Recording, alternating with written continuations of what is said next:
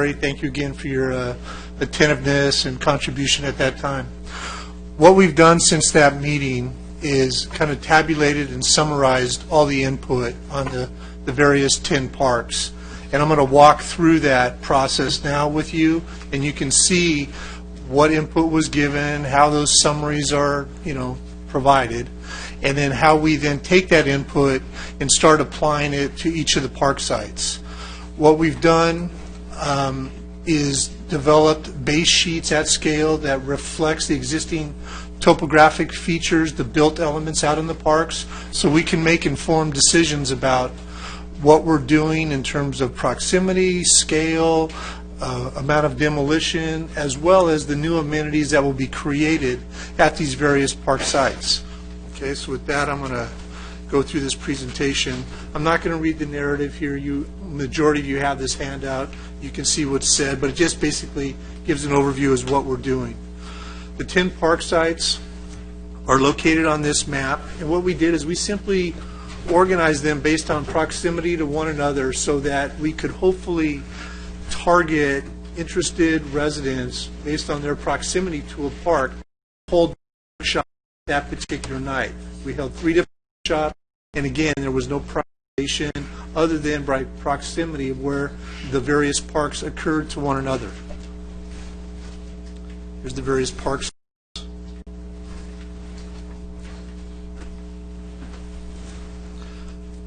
As I said, we had our workshops. That was in February. During the month of March, we took that information, we harnessed that, and we started applying and refining some design concepts based on that input we got.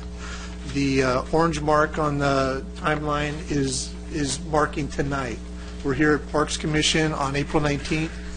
We're going to get the input tonight. We're still in the process of refining some of these designs, pulling together the cost estimates, and we'll be going before the council on May 15th, at which point you would have another opportunity to share ideas, thoughts, concerns, whatever you have at that meeting. At that meeting, hopefully we'll be given direction, refined input, let's say, and then proceed with construction documents to be able to then go out to bid to get a contractor to build or construct whatever the desired improvements ultimately are. Okay, so there's opportunities again for your involvement and comment at that May 15th City Council meeting. During these workshops, we talked about different activities, different questions. What park amenities are your top priorities, and what is the preferred theme? We gave the participants adhesive dots, and you can simply go up and apply one of your dots, multiple of your dots to whatever item you felt most desired in this park, as well as a theme. We like to create themes that are the various parks we're involved with, just so that there's a, kids will say, let's go to the space park, or let's go to the mountain rock park, or something along those lines. And so we went through that exercise, and here's the input on the various parks. Here was Pebble Creek.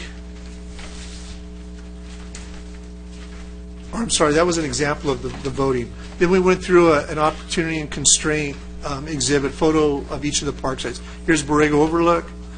These were the elements that were identified in the previous study, the previous community workshops before we got involved. And so we took that input and we showed it diagrammatically on a plan as a point of beginning. And I think we may have created some heartburn with that because there was restroom buildings that were on those previous listings. And I think a lot of that input possibly came directly from the online surveys. But when we did our workshops face-to-face with you, we had an opportunity to discuss and dialogue, not just with city staff or myself, but among yourselves, your friends, your neighbors, as to what, let's say, a restroom might mean to the community or the area around the park. And basically, that discussion eliminated the desire for the restroom buildings. So even though you see it on this plan, we wanted to be linear with the process and not just editorialize it out because there was some, angst expressed. We wanted to take it through the workshop process and let it go through that filter so that nobody could say that staff or the consultant editorialized the previous input. Okay? I just want to be clear with that. So we went through this existing and proposed analysis on each of the parks, the voting as to what the responses were for theming, and it came out as this. And I'm not sure, there's a title summary on your page, and it's an animated slide that you can see on my screen. It goes back and forth. On yours, it's just static, and that overlay summary just applies on that voting that happens behind. But you can see that the top 5 priorities were to replace the playground, add rubberized surfacing, replace the pavilion, add shade over the playground, and various repairs to existing amenities. Okay? And then this is the plan that we've developed that speaks to that input for the park, for the Borrego Park.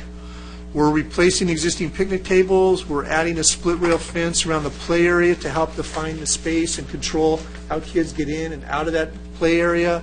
We're renovating the existing shade structure, the columns, and adding picnic tables. Right now, there's a series of benches that really focus inside towards the center. We're eliminating that. We're putting picnic tables underneath that, and we're creating a seating area out closer to the edge so that you could go out on the edge and really enjoy the overlook.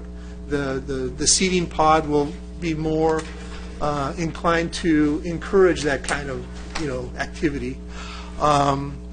We're also looking at taking that split rail fence and pushing it off the top of the slope so that when you're sitting at a bench, you're not looking into the rail or the post of that fence. And we have to coordinate between Public Works and the adjacent association down the hill. But that is the intent at this juncture. And so we're also adding these seating pods within the tot lot area so that it's not like just a single bench. It's a bench with a chair on either side so that if you're there with a neighbor, a friend, a child, it's more conducive to dialogue than lining up a bunch of benches in a line like birds on a wire, let's say. So that's also being included there.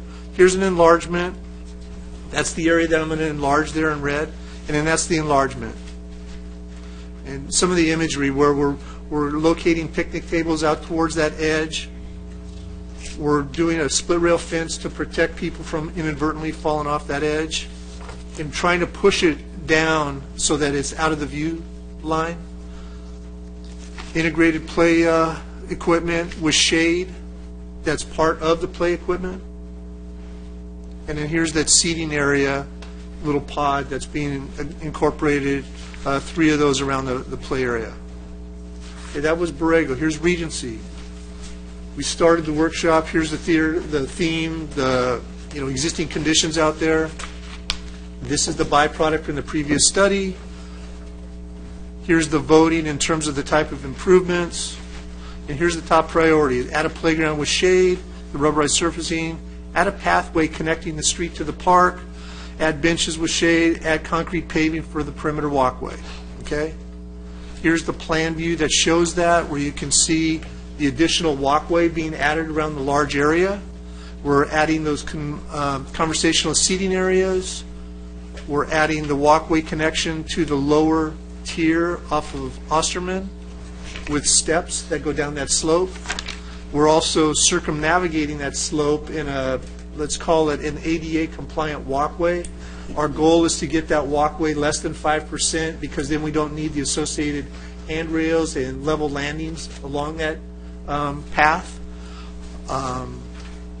We're improving or adding the play features there that you see, as well as adding an accessible walking path.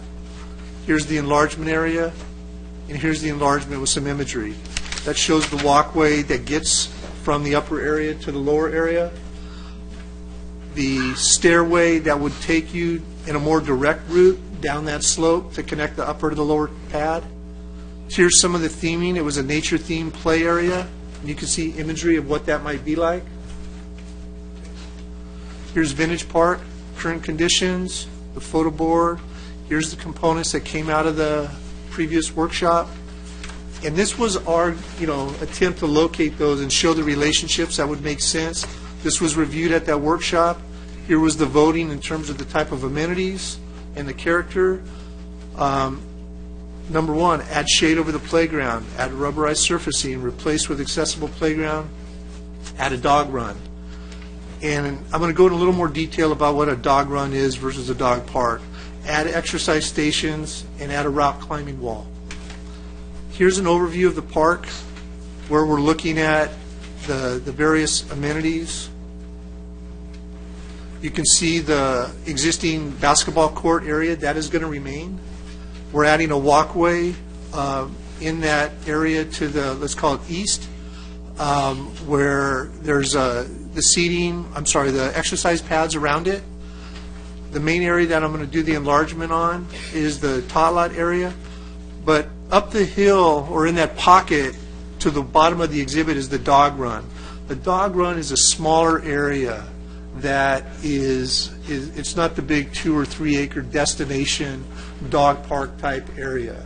And it's going to probably take some time, because people are going to be so excited that there's a new amenity, there's a new feature, that they're going to go there probably in a higher volume of people at the onset. And that happens in the majority of parks that we do. And initially there may be some blowback.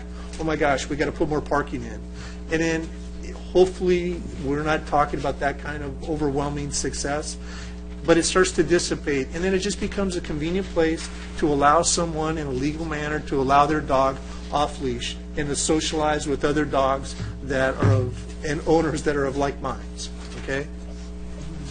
Here's an enlargement of that play area, and there's a fair amount of slope out there, and so we want to take advantage of that in kind of a fun, playful way. We're going to use that slope and incorporate it into a play element. This has more of a futuristic theme, and it plays right into that slope area.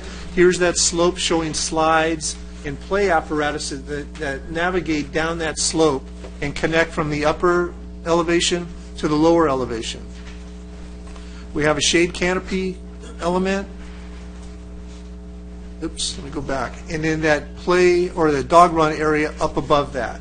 Okay? Here's the next site, Sundowner Park.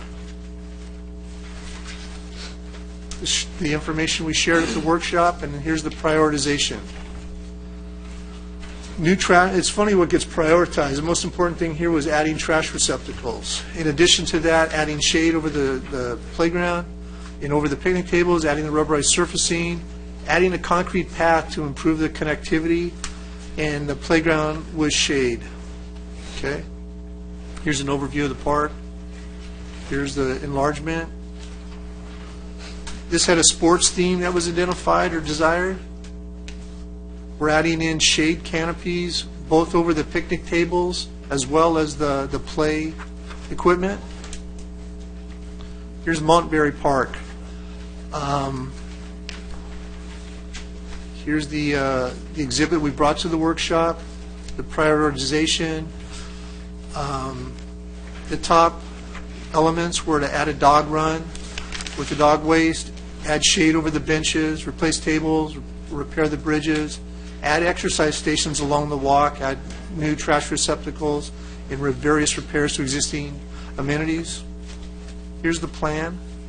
And basically what we're doing is we're taking that area that's adjacent to, let's say, El Toro Road, and we're fencing that in so that somebody, again, these are not dog parks, they're areas for 2 or 3 dogs, let's say, that, You wish. well, you know, Be real.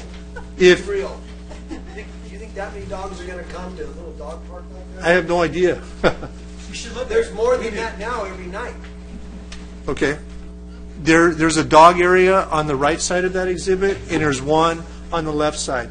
But again, it's not intended to be a destination that will draw from outside your neighborhood. If those, Come on, be real. okay.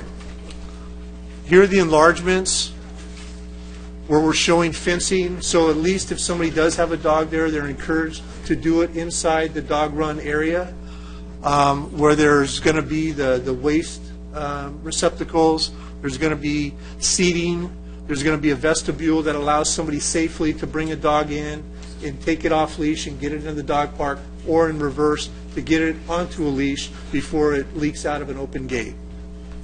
Some imagery of what those elements might be. Rancho Serrano Park, existing conditions, the exhibit we took to the workshop. The prioritization was to add a playground with tot lot and shade, the rubberized surfacing, add the shade over the benches, add a half basketball court, add a concrete path and connect loop, and add a gazebo. Here's an overall plan with the new walkway, linkage, the tot lot area. You can see the exercise stations and seating out around the perimeter walkway. Here's an enlargement of that play area with the basketball court and the shade canopy. This had a rock climbing theme, a solid cover picnic shelter, half-court basketball. Peachwood Park, the exhibit that we brought in, the various voting, the top items, add a picnic shelter, add shade over the benches, add rubberized surfacing, shade over the playground, add a decomposed walking path around the perimeter, add new trash receptacles. Okay, here's the image.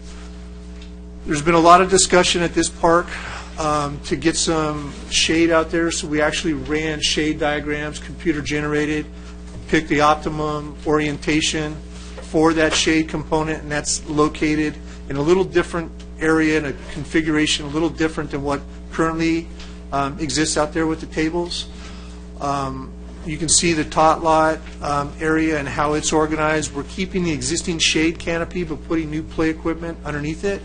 We're adding that decomposed walkway around the perimeter and looping up to the walkway out to Peachwood. There's the enlargement. Some of the character of the shade canopy, the 2 to 5 play elements, which we're looking to include sensory type play experiences, tactile climbing structures, and sensory musical play structures. Darren Park.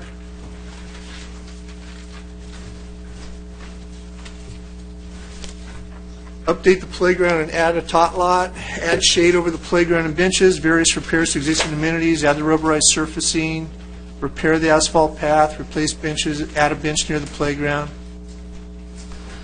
Here's the plan.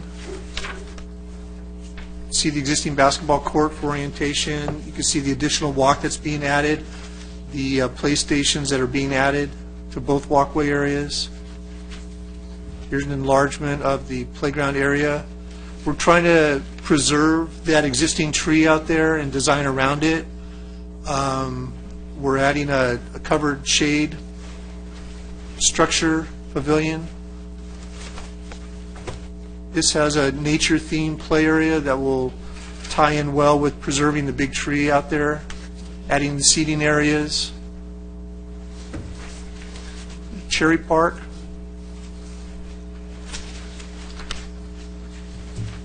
The voting, the summary, replace the playground with an accessible playground, add shade over the playground and benches, add rock climbing wall, replace the picnic shelter, add exercise stations, and make various repairs to existing amenities.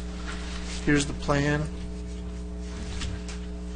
We're talking about doing universally accessible play area here, and with that comes, I believe, a responsibility to make sure that for a disabled member of the community, they have an accessible parking stall in close proximity to this. So we're adding one parallel stall pullout right on Cherry Avenue, and you can see that indicated there. That allows a person in a van convenient access to get to this site, and then either with a child or a disabled parent even to experience the site in a very convenient manner. Larry, just real quick.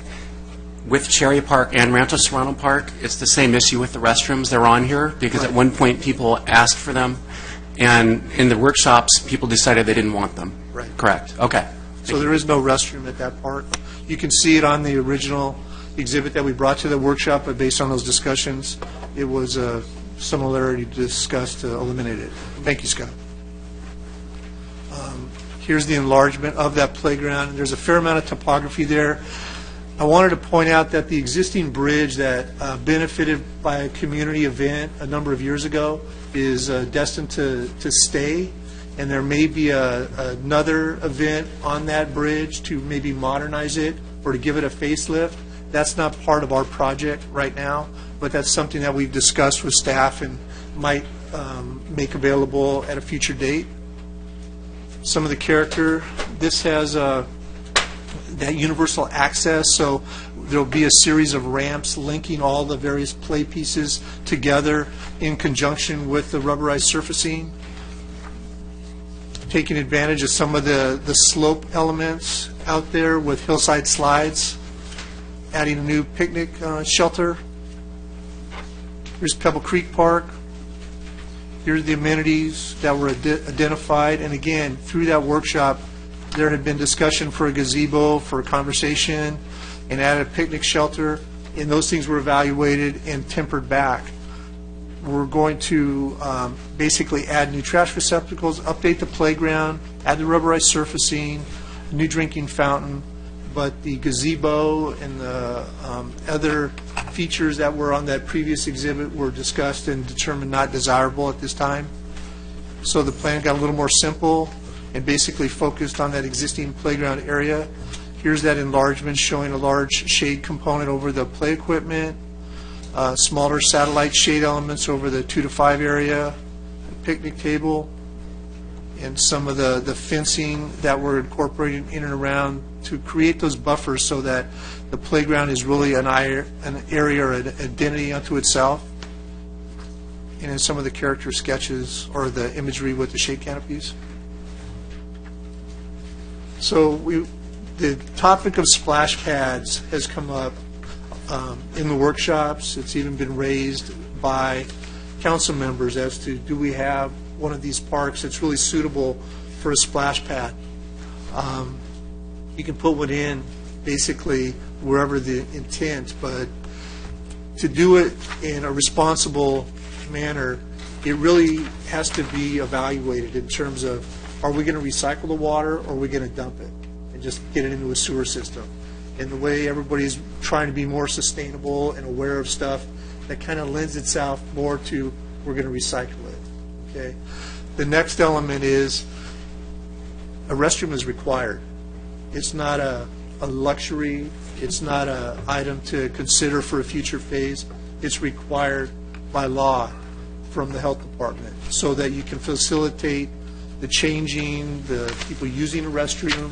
And so any park that has a splash spray pad needs to have a restroom building within 300 foot of that water splash spray element.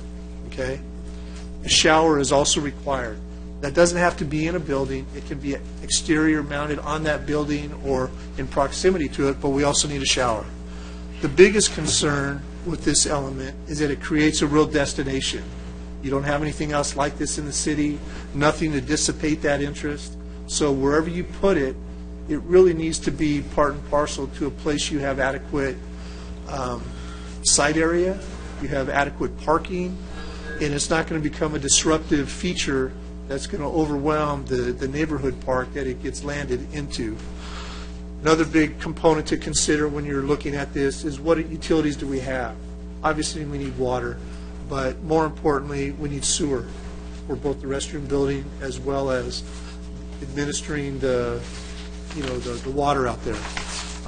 We also need electric, and sometimes those are not available in close proximity or in a convenient manner. We can always grab it and get it, but it becomes prohibitive to make those journeys to go get it when it's not convenient. So we've looked at potential costs. It's not a cheap fix. On the lower side, the combination of the splash spray and a restroom is $650,000. Because you've got to do demolition on site. You've got to make the site conducive to this feature. You've got to build a restroom building. That's $300,000 right there. Near $300,000 for the splash spray. You're at $650,000 on the low side, and that could grow up to $800,000. So just to land that spaceship, it's not just a cheap, let's just throw one in a park. There's a whole host of items associated with that need to be really on the table for dialogue. So that's kind of where we're at. We're talking about next steps. And I'm sorry, Larry, just to finish your thought. Yeah. Of these 10 parks, we didn't find any park that was appropriate for a splash pad. So now the public comment? Is that? Yes. So we're going to open it to public comment. If you have not completed a speaker card and you'd like to speak, please, we're going to go ahead and start calling folks. Okay. So at this point, as the earlier guidelines that I provided you at the beginning of the meeting, a 3-minute presentation, and I will defer to the recording secretary. Do we have public comment on the item number 3? We do. All right. All right. 2 at a time. Oh, question? Did anyone address financial? Yes. So there is money set aside in the city's capital improvement budget, $7 million for 10 parks. And so at the end of the day, I think we and the city council will have some picking and choosing to do. But part of that depends on what we hear from you folks this evening. Okay. First speaker is Matthew Warren, followed by Diane Sagi.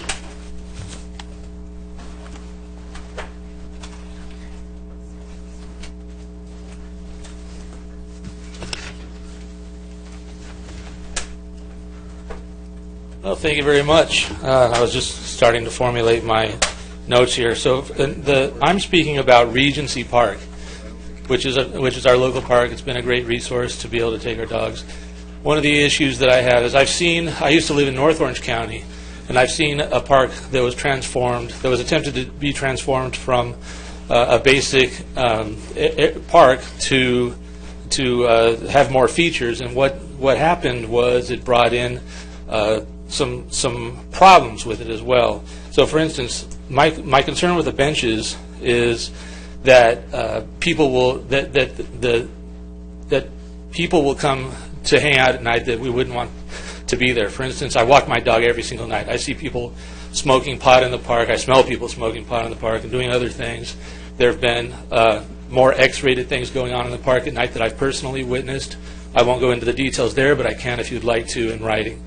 Additionally, so in addition to drugs and other kinds of activities that might happen at night and that would create a dangerous environment for our families, the other issue is that benches might invite homeless people into our area.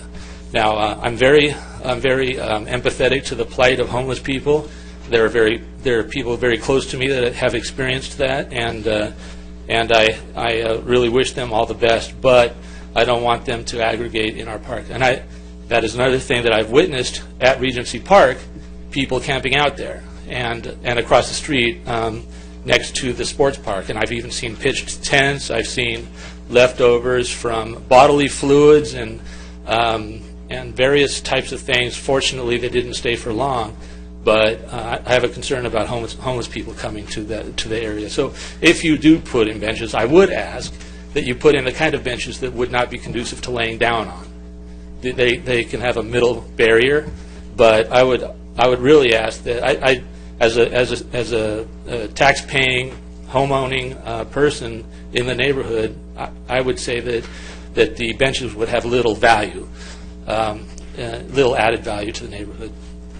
And sorry to take up too much time. The last point I would make is I look at things as an aggregate. And so the aggregate cost and the aggregate benefit. And I see a lot of investment with the city park. I see the investment in the sports park, which is for a very young audience of soccer players and baseball players and softball players, which is awesome. We want to bring in a young element to the community. But I'm a taxpayer, and every single one of these people in this room has a right to equal access to these parks and to be able to enjoy them in their own way. And so the aggregate cost that we've spent on the sports park, I haven't seen anything spent on a pool, like a community pool. Thank you for your comments. Okay, thank you very much. So please consider a community pool in the future, hopefully at a sports park. Diane Sagi, followed by Steve Dipple. Thank you very much. I just want to remark on Montgomery Park and the idea that there's a dog run. That's not a dog run, that's a dog park. There is no parking next to Montgomery Park at all. Even though it shows on North Crest Drive that there may be parking, it turns out that the El Toro Plaza has a barber shop where it fills all of the spaces in their parking lot, plus all of the spaces along Northquest Drive. So anybody coming to this park in a car is forced to go into the neighborhood and park, and that's not why people bought homes in that neighborhood. I also want to note that I have a dog. I walk in Montberry Park every single day. I take my dog to other dog parks that are in industrial areas. So that's really where, if you're going to take your dog on a dog run, you're going to want to do that at a major dog park and not just in some little side corner of a neighborhood park. I'd also like to note that the idea of a mulch run is a horrible idea for a dog area. It's just, it invites people to, frankly, just not pick up after their dogs. That's, the mulch is, it's lost in that. At least on grass, you can tell where a dog has done his thing. So thank you very much for your time. Thank you.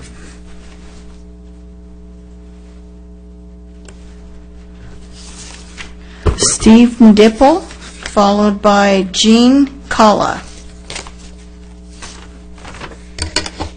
Hi, my name is Steve Dipple. I've been a original Montberry homeowner for the last 35 years plus, and I'm coming here to speak a little bit about the Montberry proposal.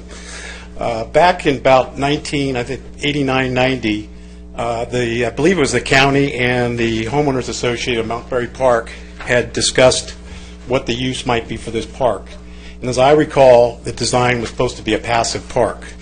So my concerns are, and I think most of the proposals are good ones except for one, which is the dog run. I'm a dog owner, so I love dogs. I walk my dog over at Montberry Park all the time. My concerns are similar to what the previous speaker said. There's limited parking available due to the overflow from the strip mall as well as the condo complex, forcing people to park right on Northcrest. That would force people to park in our neighborhood, so that's one concern. The other one is the increased noise level with increased dogs there. It's adjacent to some of the homes, and that would be not so great as well. The third thing is sanitation. For people leaving their dog droppings, I see it all the time. Even though you have the dog bags, nobody uses them, or they'll use them and then just leave them there on the ground. The last thing, or second to last thing, is aesthetics. I'm concerned that with dogs running loose, there could be damage to the park. And probably the most important issue that I have is a safety issue. From personal experience, my dog was recently attacked up at the sports park. Some of you may have seen it on TV. It was on Channel 2 and Channel 9 News about a month ago. And it was from an unrestrained dog, actually had a leash on, but was untethered by its owner, and cost myself and my wife $2,400 in vet bills. And I worry more, not just for my dog or other dogs, but what if it was a small child? I take my 3 granddaughters there all the time. So I think that should be a big concern, too, to be considered. So thank you for your time. Thank you.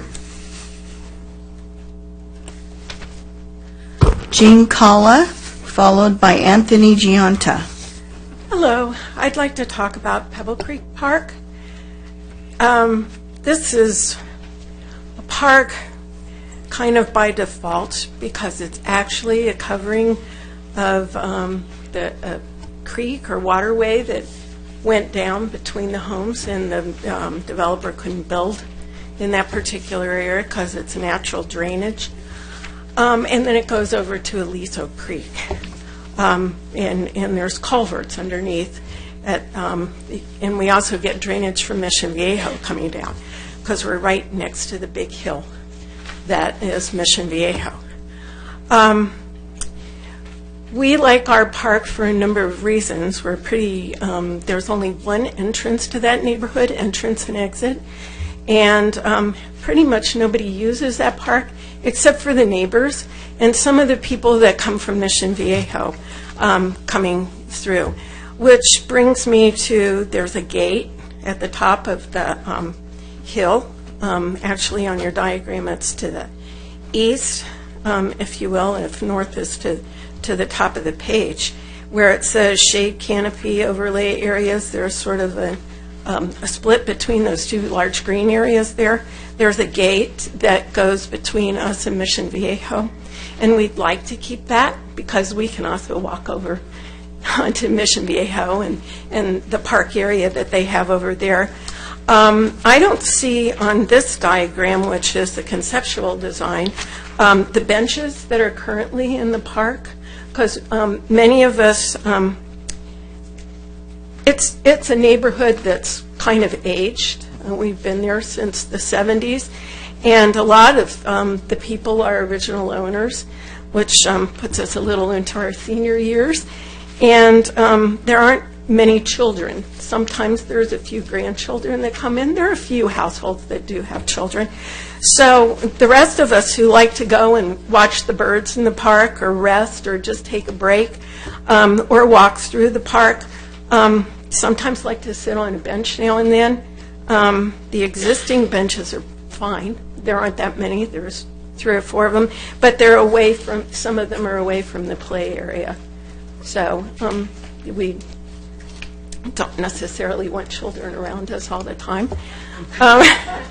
Hey, what can I say?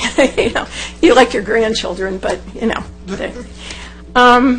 and the other thing that we're very, very, very sticky about in my neighborhood is we love our big, mature trees.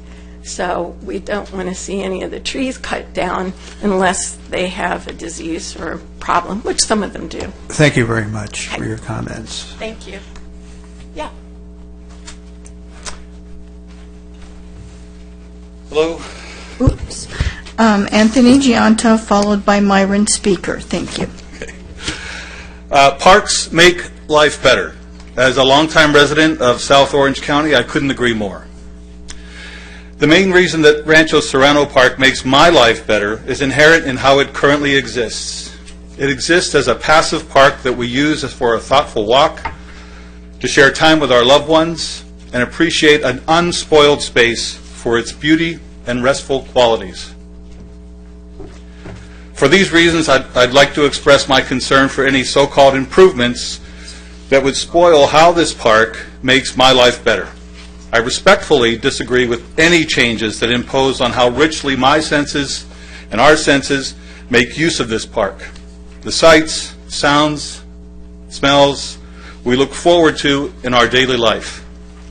Rancho Serrano Park is in the category of things that are best left unchanged. I would, of course, welcome any changes that would improve said experiences. For example, improving the safety and resource usage of the park with things like LED lighting or signage that's clearer about rules such as leash requirements. While it's true that the proximity of my home has much to do with my opinion, the feedback I've received from the 30-plus residents to which I have spoken is similar, and that is less done, the better. I feel strongly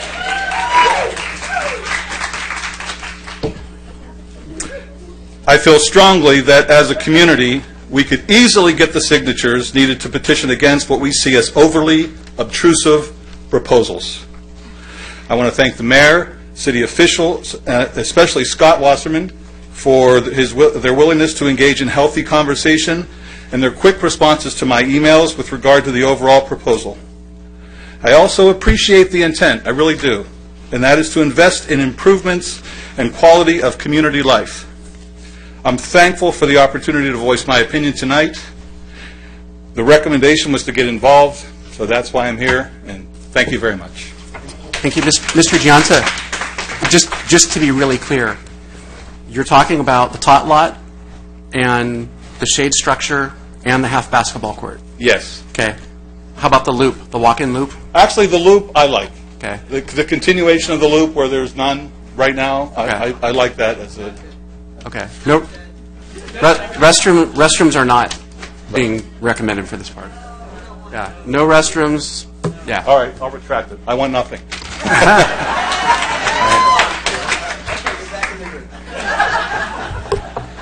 Myron Speaker, followed by Bernie Esposito.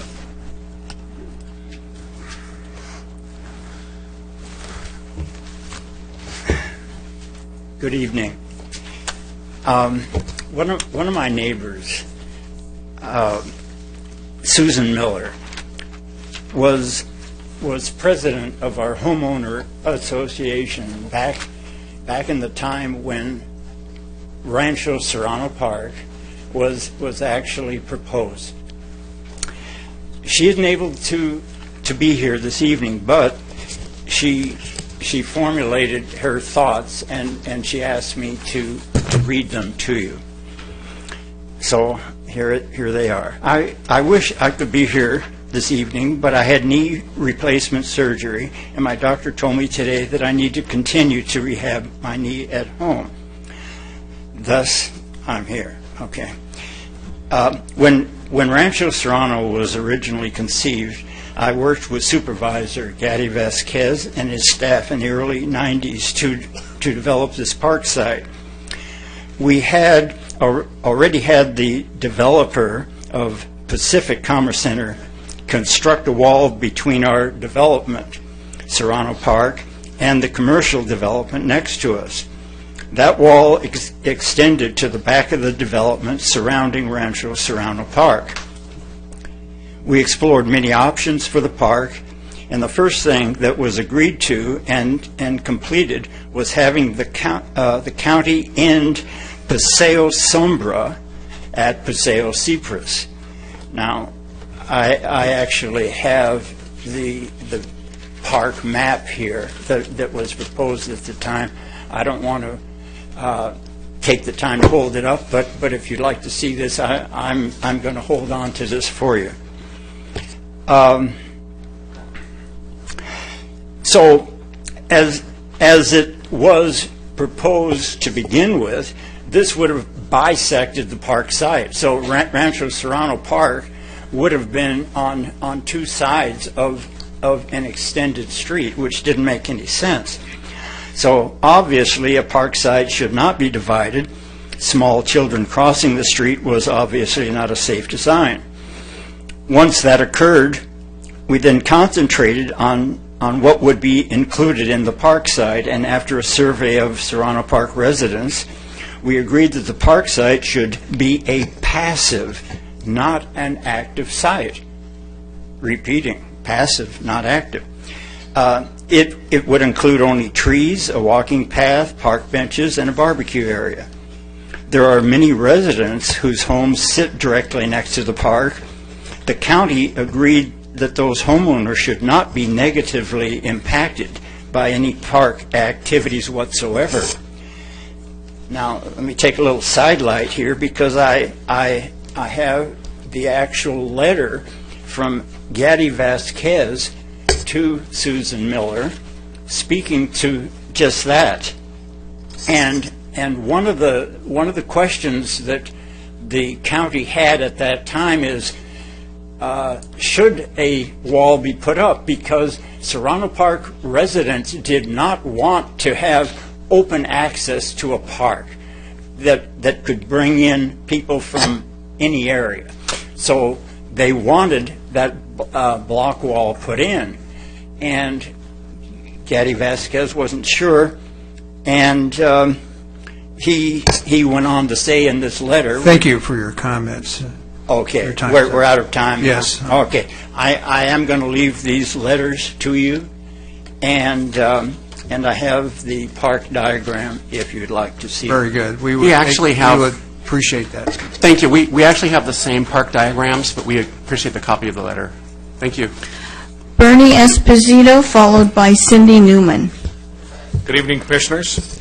I'm here to speak about Montberry Park.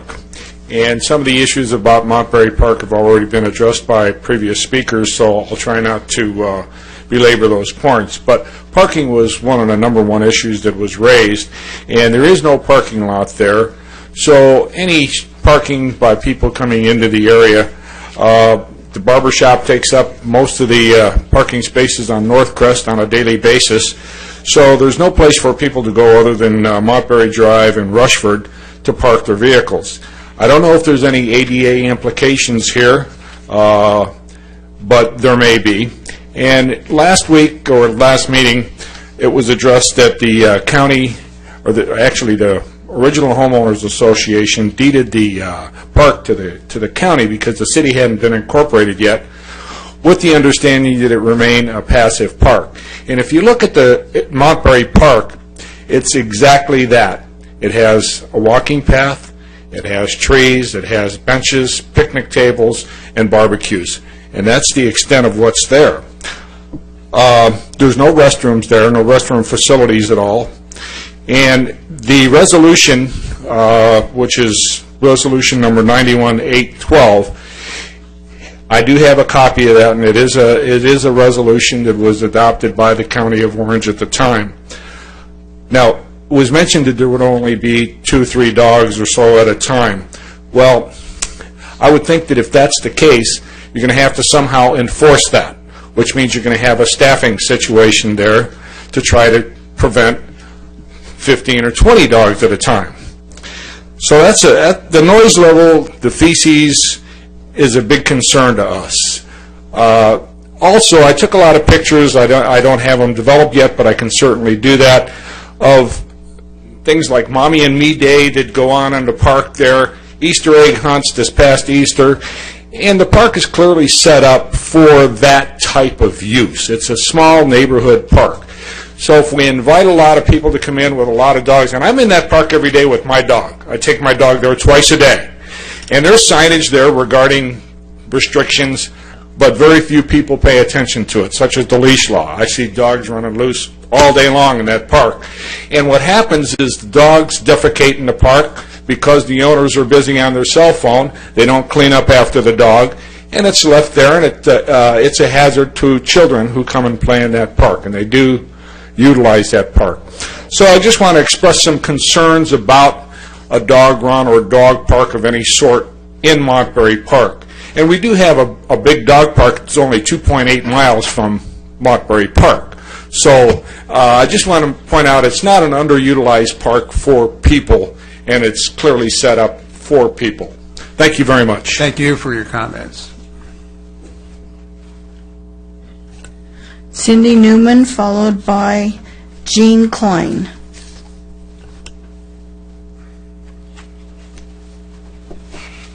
Hi, I'm Cindy Newman. I'm going to talk to you about the Serrano Park, Rancho Serrano Park, park there. Actually, I actually knew that area as the Coyote Jumps for years, but at any rate, I have a few things to say about this. You have playground equipment here for only children that really are going to be using this park, well, my grandkids that come down and see me every once in a while. But the only children that are going to be using this equipment, and the only people who would really be wanting this equipment, are the parents who have their children playing over here on the soccer field. And I'm glad to see it doesn't say soccer field, because in the summer, this is completely fenced. It says open play field and exercise loop. No, that's completely fenced. We can't use it from June to September. You can't use it because it's called, in the sign out there, says soccer field. It's like, no, it isn't. That was never what that was intended to be. So when my grandkids come down on their summer vacation, we can't even fly a kite there. And it's a beautiful open space. So I'd like to get rid of soccer out of there. Let's work on that. Let's work on not putting a fence all the way around that field for the entire summer. We don't need play equipment there, I'm telling you. The children that are going to be coming there, if any children do come there at all just to play, without maybe a sibling or something playing soccer, they have plenty of play areas already. We have play areas in our association, in our own community. We just put in a brand new place right next to the swimming pool back there. So honestly, we don't need any play equipment back here at all. And running this concrete path, making this loop come around, and running this concrete path at the end of my street, here where it says Paseo Robo, yeah, that's me. I don't want to see any kind of concrete path going there, because now you're going to have loitering. You're going to have people casing your house, casing everybody up and down my street there, and every other cul-de-sac, by the way, that feeds into that park. We're talking about this is a small little park. This was never meant to be a sports park. You guys have done a fabulous job of parks around here. I mean, that sports park, it's wonderful. Thank you. Thank you. Thank you. But honestly, we don't need any more. Leave it. It's beautiful. Thank you.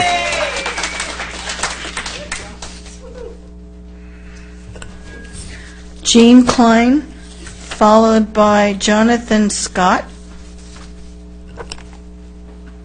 Hello, good evening. I'm Jean Klein, and I live in Montberry, and I'm going to be talking a little bit about the Montberry Park. I've lived there, as I said, for 33 years, and I think part of what everyone enjoys in the neighborhood is the natural environment. You know, it's a peaceful walking park. There are 9 homes that surround the park. It's shaped in a bowl-shaped kind of environment, so the sound actually is exemplified by the bowl shape of it. So putting a dog park in there would just be a big aggravation, I think, to everybody that lives around that park. We love animals. We love dogs. We love our neighbors that have dogs. And I think there are a lot of local dog parks, as somebody has noted, the one in Lake Forest that is very, very close. There are 12 dog parks. They're in Orange County that I've identified, if anyone wants the list. But again, this is really a community park, and the Montberry Association did own that land originally, and it was sold to the city to be a park. But when it was sold, it was specifically with the stipulation that it would remain passive. So a passive park is not an active park, is not running dogs, running children. A passive park is a quiet, natural park. And I think that's what we'd like to see it remain. Thank you very much. Thank you for your comments. Jonathan Scott, followed by Richard Shand. Good evening. My spouse, Jean, just spoke with you folks here.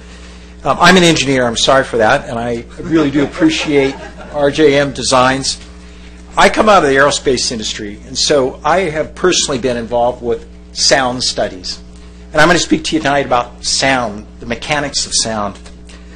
As my wife said, and previous homeowners have said, there are 9 homes surrounding Montberry Park, which would be considered noise-sensitive land use, just like schools, hotels, libraries, or similar facilities where quiet is an important attribute of the environment.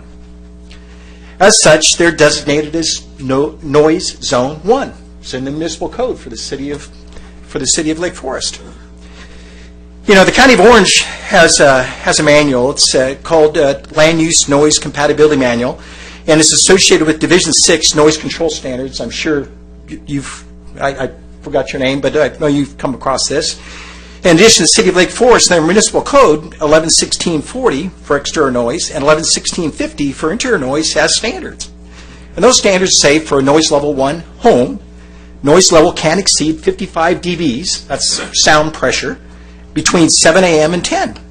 And it says for interior noise also, between the hours of 10 and 7 in the morning, it can't exceed 50 dBs. So, to put this into perspective, barking dogs and owners chasing their dogs put out sound levels of 80 to 100 dBs.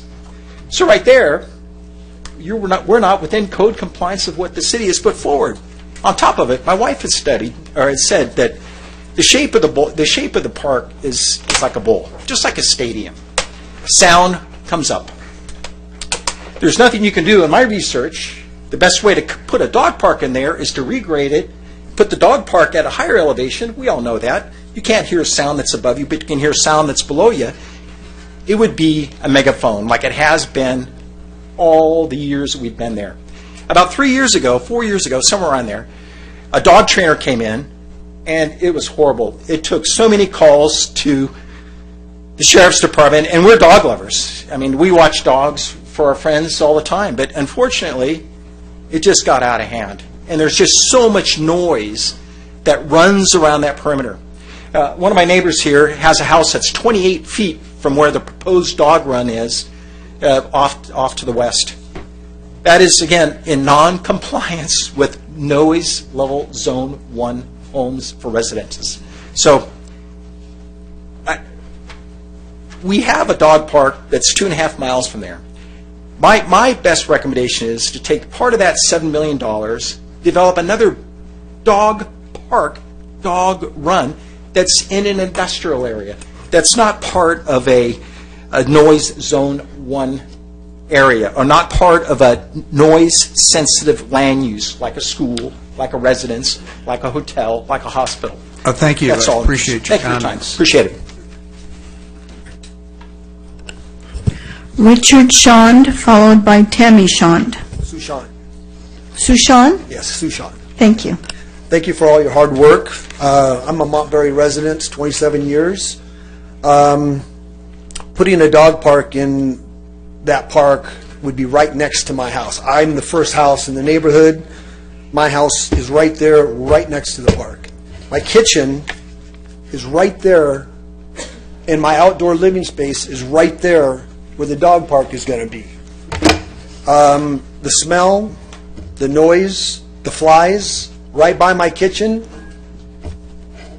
bad idea. I don't understand why, with all the land we have, the open space we have here in Lake Forest, why we can't build something new instead of upsetting all the neighbors. All my neighbors, by the way, all 4 of my neighbors are all dog lovers. All 4 of them are totally against this park. Totally. I don't know about the neighbors on Warwick, but my neighbors they're not happy about it. So I'm just, living in Lake Forest for 27 years. I plan on dying here. I have a single-level house. I don't have to climb stairs when I'm old, but I'm not that old, but getting close. But my quality of life is going to go down the drain with this dog park right next to my house where I eat out almost every night. My barbecue is right there. I grill a couple times a week. So the parking problem is huge. We don't have any parking. If the barbershop is taking up all the parking on Northcrest, and I don't know where you guys think all these people are going to park. There's no room for it. So I thank you for all your hard work. I hope you consider everything our neighbors have said. But, I'm totally against it just for the reason of what everybody else said. The noise, the smell, the parking. The parking, I think, is huge also. So thank you. Thank you for your comments. Tammy Sushant, followed by Amit Singh. I wasn't planning on speaking because my husband was, but he stuck my name in there. Thank you, man. Well, we live right there on the corner. And I concur with what all of my neighbors have said in Montberry. I agree with everything they've talked about as far as the parking, the noise. And it was designed as a passive park. And it's been a beautiful passive park. We've been there, like I said, for 27 years. Parking probably concerns me the most. In front of our home, that's just around the corner from their park, we already have a lot of cars that park there from the condominiums across the street. And I have women that come and gather at my home about once a week, and sometimes parking is difficult. They end up parking up the street because there's not any parking there from the people that park there from the condominiums and from the park as well. But having a dog park there right where we enjoy our backyard and we relax and we take naps. And we also have a dog who loves to peek over the fence, and if she sees dogs there, I'm sure she's going to bark at them as well, and they're going to bark right back at her. So it would very much impact the quality of life that we have there in our little Montberry home on the corner. Thank you. Thank you for your comments. Amit Singh, followed by David Bishop.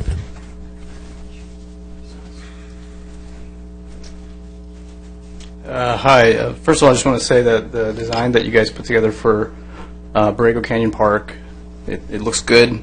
It looks like you guys incorporated a lot of what we had asked for at the last meeting. I just want to confirm that the surface of the play area, the tot lot, would be a rubberized surface and not the wood chips? Correct. Correct, okay, thank you for that. And I noticed that you guys are going to be moving the fence down the embankment to enable the views of the... try. You're going to try, okay. That's a great idea. Obviously, there's beautiful views from that park. There's also a large pepper tree that kind of impedes the views. If that could be removed or cut down, that would kind of open up the views as well. And then where that seating area is supposed to be so that people can sit and enjoy the view, is it supposed to be cement to the edge of the embankment, or will it be like a little pony wall to separate the seating area from the slope? We're not envisioning any wall right now, but there would be a landscape buffer between the edge of the pavement and where the slope actually breaks to go down. So we could plant plants in there between that and the ultimate location of that fence. Okay, perfect. Yeah, that would be good. And then the last thing, as some of the other residents in other parks noted, people bringing their dogs and not having them on a leash is a major issue over there. So maybe just some signage to reinforce the rules and the codes. And that's it. Thank you. Thank you for your comments. David Bishop, followed by Scott Wisdom. Hi, thank you for your time. I live on Paseo Roble, and that addresses the Rancho Serrano Park. I also have 2 additional family members that also are homeowners within the community, so we're a voting block.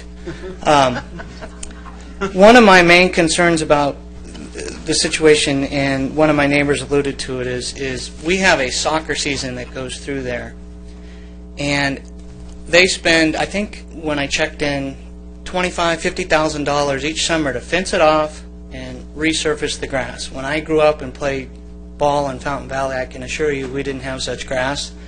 Our community wouldn't have stood for it, paid that kind of money to do that kind of thing. And the needs of the few outweigh the needs of the many. We are literally without our community. I'm 2 houses in from that, and I'm unable to use the park to hit a baseball, to spend some time with my kids during their summer break because they fence it off. It's almost insult to injury. I get we're in a community. I get that there's going to be noise, and I understand that. But when you then shut it off so you can have it ready for them, after our summer's over, it seems egregious. It seems like an insult. The other issue that I have is this additional parkway. You're talking, one of the things that I want to touch on with Montberry is she's right next to the park.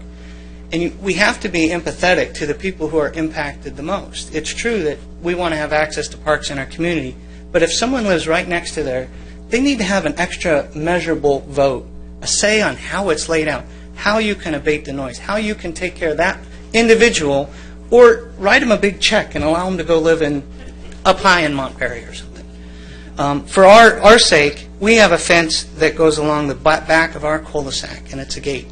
We have parents who are late for soccer, kids jump out of the car, fly over the fence is starting to come down. It's already a problem.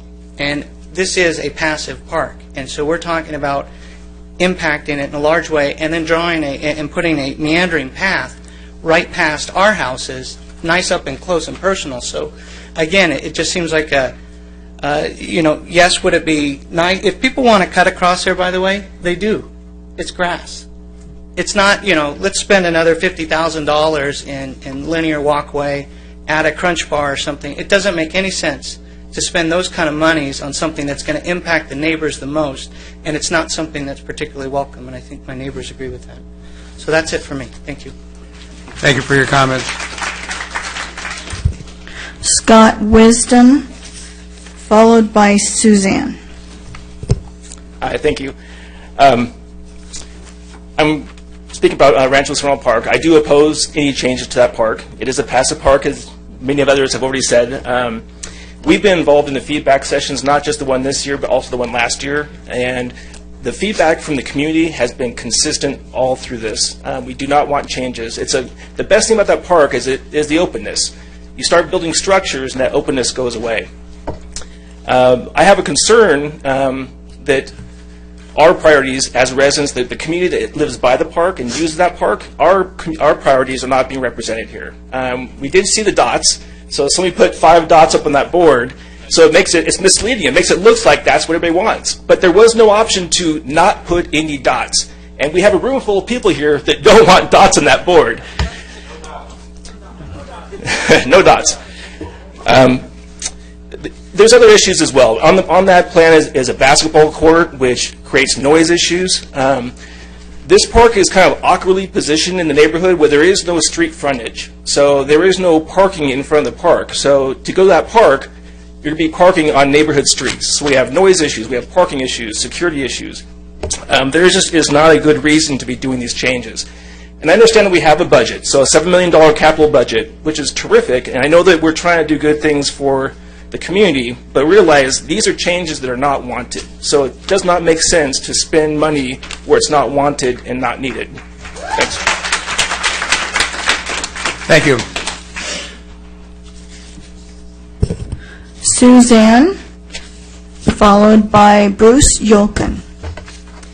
Good evening, and thank you for having us here. I am speaking about Rancho Serrano Park as well. I am a resident there, and we live right there near the park. And I am opposed to any changes in this park. And as many of us have come up and spoke about, this is a passive park. There is no parking. And we already have issues with soccer, and they park in the neighborhood, and it is already a problem. So if you put a basketball court, if you put a walking street, if you put coverage, it is going to cause even more problems for the community around that park. And it's something we don't want. I was here a year ago, and I'll tell you, there was only one person who represented us, and it was very few people, and all of them were very consistent in that they didn't want basketball, they didn't want a bathroom, they didn't want anything in the park. If you're going to spend money on the park, then fix some of the amenities that are there today. The fountain, for example, that doesn't always work. There's a number of things you can do to make that better, but you don't need to add any more structural things. I agree that there's a lot of things we can do in Lake Forest. I love Lake Forest. We've been here for a long time. We just don't need you guys to update parks that are embedded in communities that don't make sense, where there's going to be sound issues and other issues. We like being here because of the community that we're in and what it represents. So please don't change that. I'm opposed to any changes. Thank you. Bruce Yolkin, followed by Bill LaFave.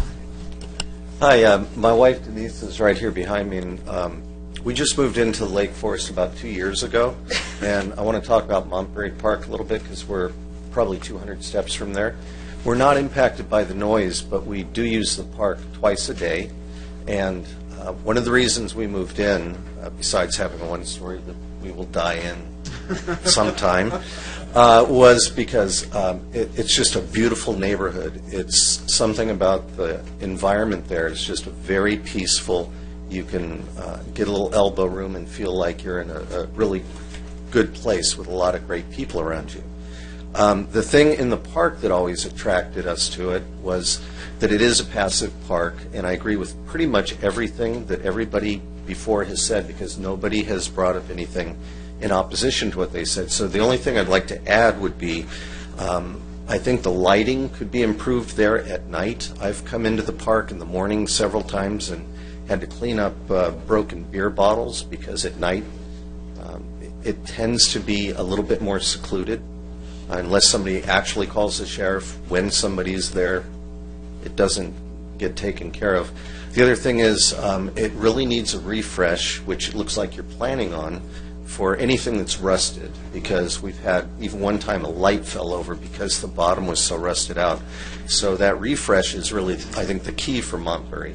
I don't really think that you would need to put in anything that's sports related, like the exercise equipment. You could do it. They're somewhat non-intrusive. I've seen them before at Wingspan Park in Aliso Viejo, which is where we had moved from. But they don't serve that much of a purpose, and we have a wonderful sports park that you built just down the street. We also have grandkids. We take them to Pittsford and play there. I walk my dog there sometimes as well. Grandson goes to the elementary school right there. So there is plenty to do, just a short distance from Montberry. So I would agree with everybody who said before, keep it the same, but just clean it up a little because it's aging. Thank you. Thank you. Bill LaFave, followed by Jack Harris. Good evening. I too would like to speak about Montberry Park, and I don't want to repeat everything that everybody else has said. I agree with everything that's been said. I think there's a couple of things I'd like to point out. Most of the parks in Lake Forest are embedded in communities because this was not a planned community like Mission Viejo or some of the communities around us. Lake Forest evolved, and as builders were developing, some of the land was either donated or coerced from them or part of a building permit plan. So they were forced into neighborhoods as passive parks, not destinations. Dog runs make destinations. Passive parks are just what they are. I think there's another thing that should be pointed out. There are only two ways to get into Montberry Park. One is a small gate from Northcrest, and one is a large opening on Rushford. Directly across from the opening on Rushford is a tennis court, which also attracts cars when people are playing tennis.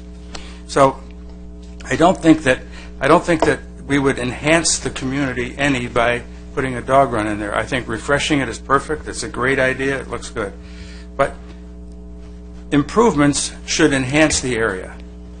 This particular improvement would not enhance the area. It would detract from it. So I ask you to consider that carefully, and thank you. Thank you. Jack Harris, followed by Amy Stevens.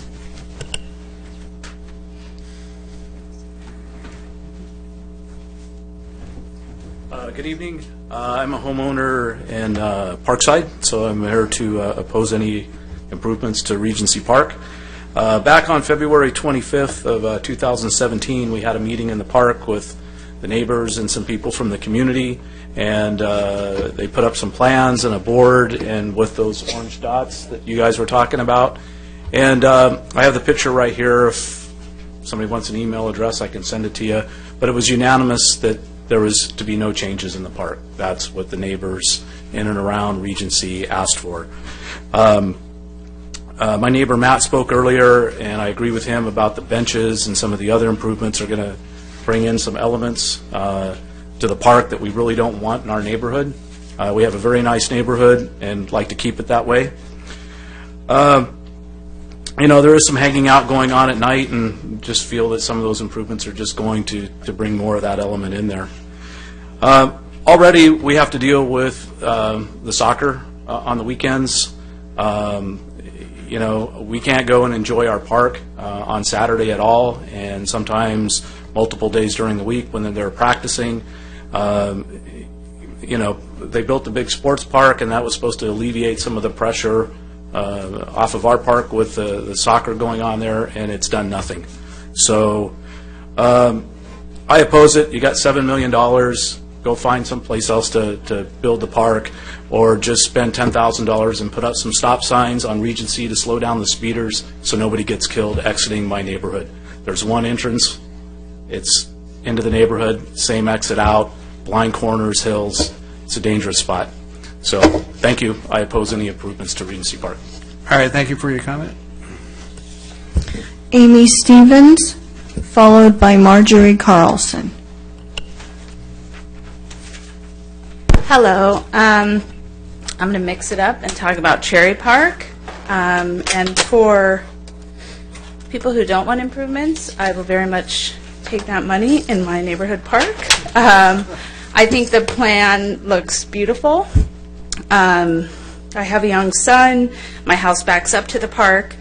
So I'm really excited for the improvements, and I think universally accessible is a wonderful gesture and something the city needs. I do want to nitpick a bit.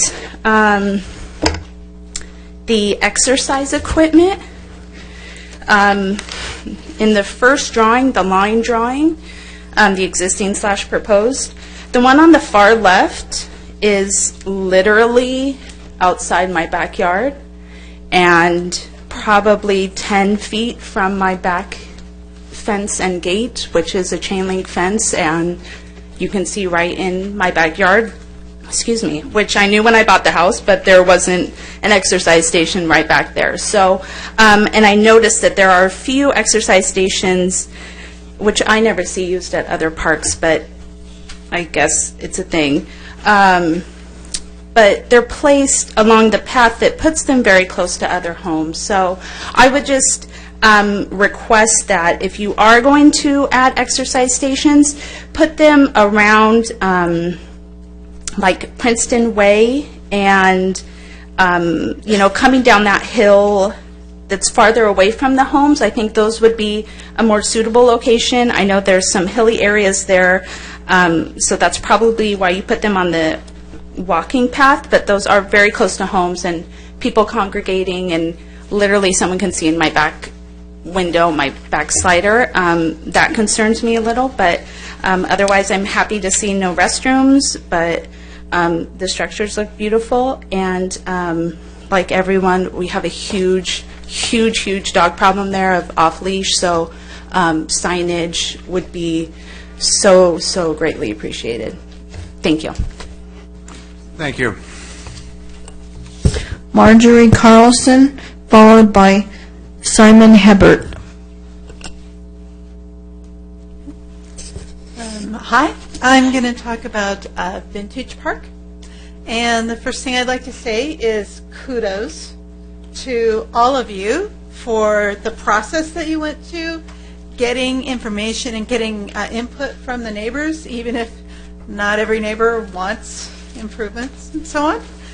And second of all, I love your designs for Vintage Park. They're fantastic. I love the way you're using the hill. I love that you've made the dog run bigger. It's great that it's up on the upper part of the park. And it'll be a way for those of us who prefer to have dogs on leash to be able to encourage people to take their off-leash dogs into the dog run. So I greatly appreciate that, and thank you very much. Please feel free to take, the money from the people who don't want their parks improved and put it into mine. And and that's basically it. I do think that it would be valuable to have a lot more dog runs available so that they end up no longer being destinations. So thank you very much. Thank you. Simon Hibbert, followed by Louis Bennett. I'm sorry. Good evening, and thank you for your time. Thanks for some wonderful designs, and really do love living here in Lake Forest. I'm a resident of Serrano Park, and so I'm here to talk about the Rancho Serrano Park. I wasn't a part of the original discussions and workshops, so I'm coming into this a little bit new, but I do live on one of the streets right adjacent. I don't live right there directly adjacent to the park. I have 2 young children, and we love to take them to the parks that we have around to play. However, I don't think that we need a tot lot in the public park. Our neighborhood is blessed with some wonderful facilities, and we have plenty of use of those facilities around. So I would like to say that I don't think we need any more tot lots. I would say if you have to put something in there, that you really do pay attention to shade. I've seen many new parks in our area that they have shade canopies that really are ineffective, so be cautious of the height and the shade studies. If something were to go in there that if you have to spend money on that park, I already think it's a great park. I would say some native plantings would be good. Some native grasses, something more akin to the sports center, which is really nicely done. There are some great existing specimen trees in there, so it's something to complement those, as opposed to the large expanses of turf, which we all know drink plenty of water. I do think that the Rancho Serrano Park is pretty special in the sense that you've got a long block wall running against the commercial light industrial buildings on the other side, and you've got a privacy wall that runs, the majority of the other side against the residences. So there's not a lot of eyes on that park for policing other than residents. So any new uses in there should really be taken into consideration to avoid a security issue in the future. And I do think that it works best as a passive park.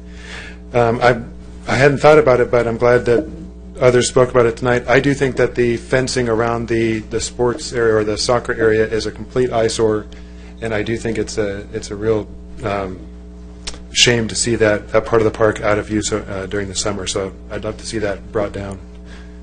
Thank you very much. Thank you. Louis Bennett, followed by Patrice Farah. Good evening, and thank you for your forward thinking and vision. By show of hands, how many here have personally visited each park setting?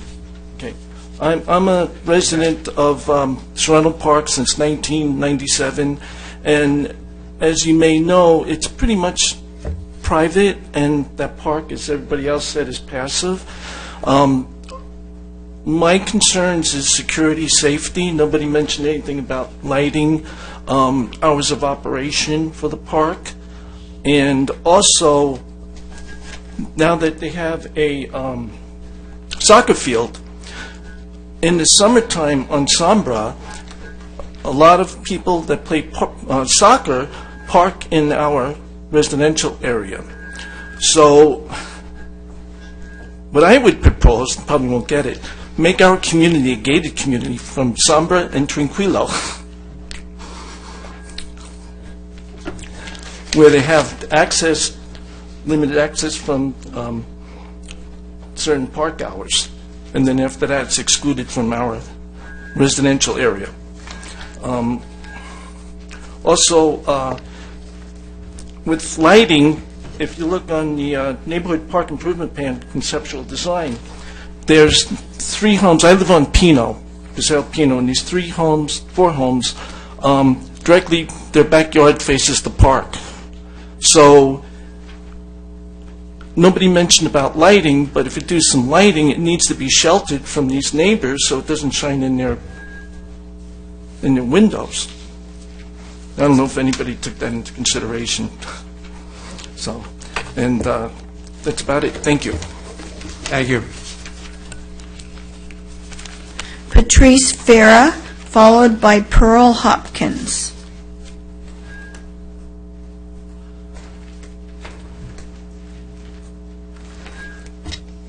Good evening, and thank you for having me and everybody here. I'm here to talk about Darren Park. I've been a homeowner there for approximately 25 years and have enjoyed thoroughly having the park as my backyard. In your map, you've shown that there's going to be an exercise loop with exercise stations. And my concern is basically it's way too close to our homes. There's 15 of us that are along that one bridge there, and we're talking probably 10 feet away. So having like a walkway or where people are going to stop and do whatever kind of exercise would basically be in my backyard. It's that close. Other than that, the parking situation, there's no parking down at this side of the park where you're wanting the exercise loop. There is only parking down where the playground is at, and that's limited as it is. So what happens is sometimes when people want to go to the other side of the park, they will park in our association parking, which is already limited as our association goes. Therefore, they'll be bringing more people to park down at this end if we have something that's going to, be that close to the 15 units. There is already a pathway that is on the other side, the furthest from our homes, that goes the entire length, that I don't see a problem at all with having the exercise stations along that route. But to bring a concrete pathway around the entire park doesn't bring any benefit, I don't see, to the park or to anything, and actually deters for the enjoyment of the association, the Hillsford Association that is there. So if you could consider maybe not putting the whole or walkway around and just doing the one side with the stations, that would be very, very helpful to the homeowners. Okay, thank you for the time. Thank you. But Pearl Hopkins, followed by Robert Wally. Good evening. I'll just be really brief. I am a Serrano Park resident, and I feel like I represent, I can't say a young family. I have a 5-year-old, a 7-year-old, and a teenager. And I just want to kind of reiterate what all of our neighbors have said. We love the Serrano Park community. We love the parks that we already have. Rancho Serrano is a passive park and should stay that way. If you were to do any upgrades in that park, it would simply be to upgrade the already facilities that are there, the lighting, the rusted out pieces in there, the plants. We'd love to see additional landscaping that kind of ties in the whole community together. Myself, just tons of neighbors that we have, all of our friends, we all have very young children, and we don't need another tot lot, another park. We have great facilities that Serrano Park have already put into that community, and adding anything to that neighborhood would simply bring in congestion into our streets, would bring in parking issues. We don't have a parking lot for that park. And I just want to say that we appreciate that there's so much money to be spent, and it'd be great to see a potential splash pad at the sports park or something that really does bring a lot of our families together outside of areas that already are well defined. Thank you. Thank you. Robert Wally, followed by Michelle Fountain.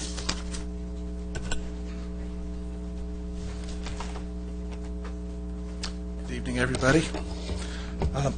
I represent Regency Park, so I also want to reinforce everything that Matt Warren and Jack Harris had to say earlier about the park and the way it was.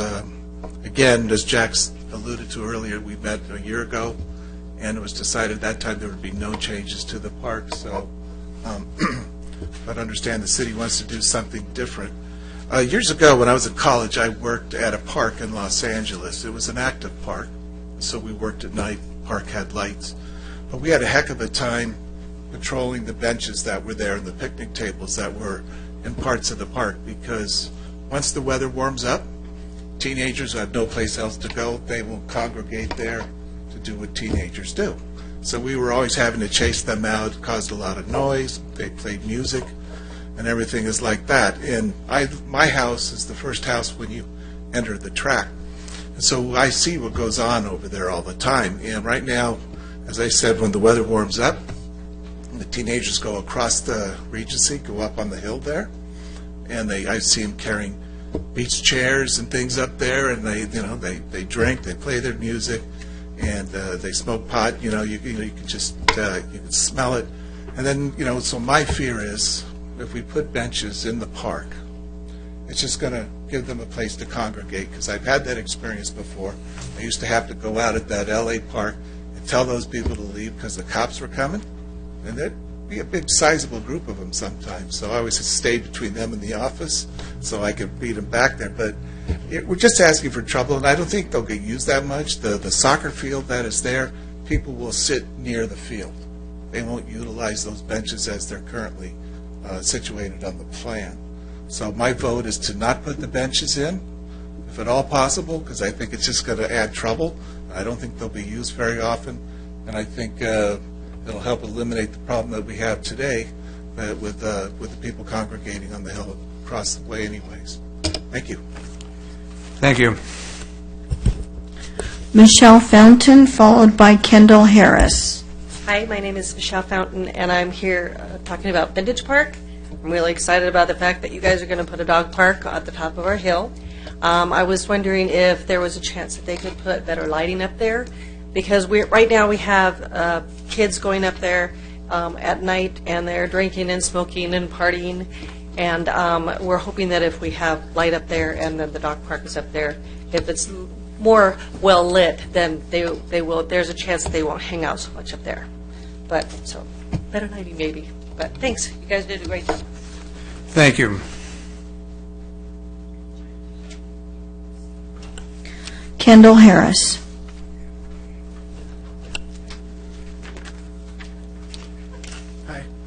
here to talk about Vintage Park, and I'm supportive of everything you've done there, except for, and we back up to the field that's to the east, and the exercise equipment would be basically right behind our backyard. I'm not opposed to the exercise equipment, but it could be up against the hill instead of in front of the houses right there. Otherwise, everything looks great. Thank you. Thank you very much.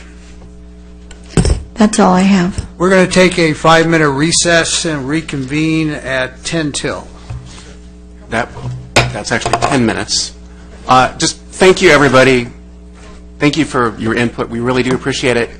As I mentioned, if you're not going to stick around for the second part of the meeting, questions from the commission, I want to make sure that you knew that there was a sign-up sheet in back if you want to be notified when this goes to the City Council.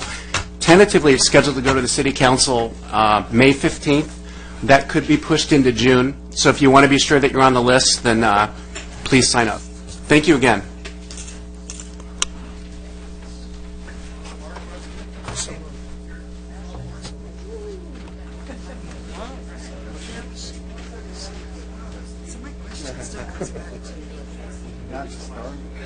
Good input, wasn't it? I'm a long time resident. Surveys and stuff. I think that would cause all this problem. No, meaning the online. They walk there. I would think the little dots. That would be in person, and that's going to be very probably not the majority. I would say the minority show up and they do their little dots. I would think a great majority either mail them in or it went online. I think the problem with online that they're fighting, especially with Montberry, is everyone is voting for that to be the part that the dog doesn't live there. Who doesn't live right. there. So it's not, the survey wasn't limited only to, like, if you live next to the park, it was for the entire city to vote on whatever they wanted.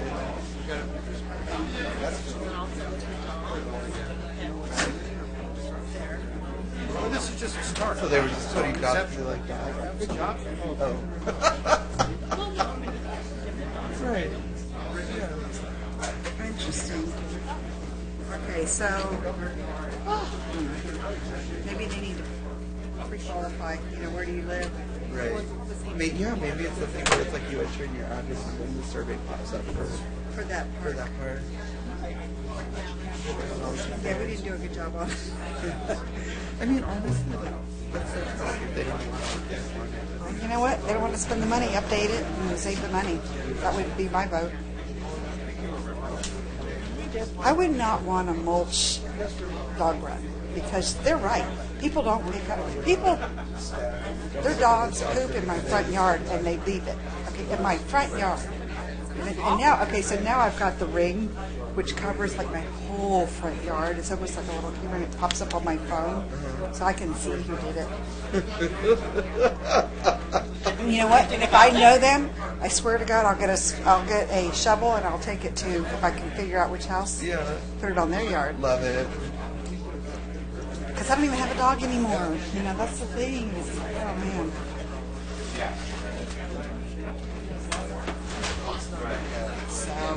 I will say though, although now comics are going to find out they're very passionate about it, it's still a nice meeting.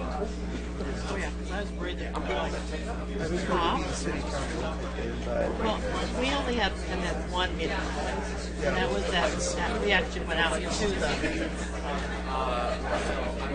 were you at the call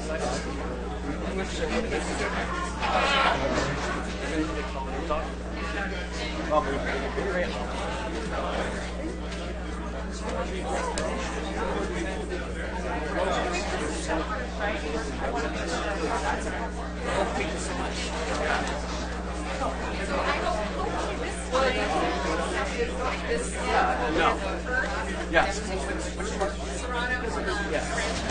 That's a good. I love all those pictures. The dog.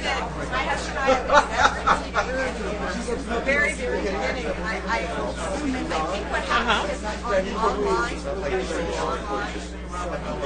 put what park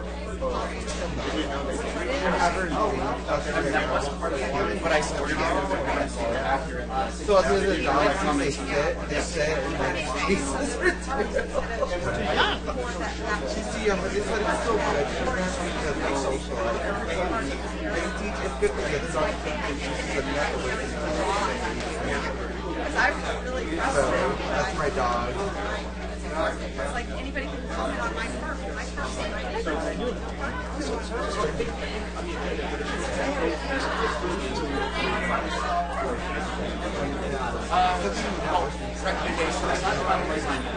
What we take is basically recommendation for conceptual design. It's a very similar kind of presentation. I do remember. You're in for something tonight. This is my second meeting. And obviously, you're not just Toronto, but it's really, it sounds like you want to refresh the park. Maybe make the landscape look nicer, make sure the benches are nice, make sure it's rustic. Just improving just That one thing I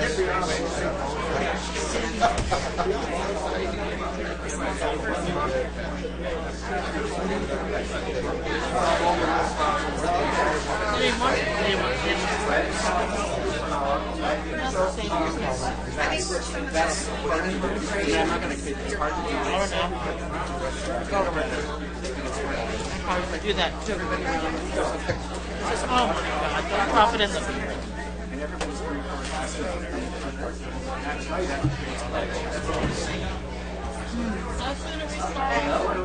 Potential.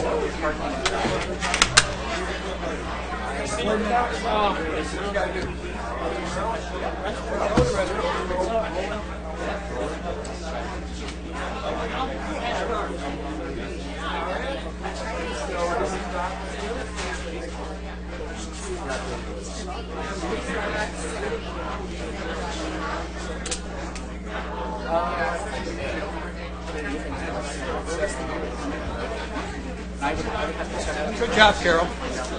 There's a lot of people.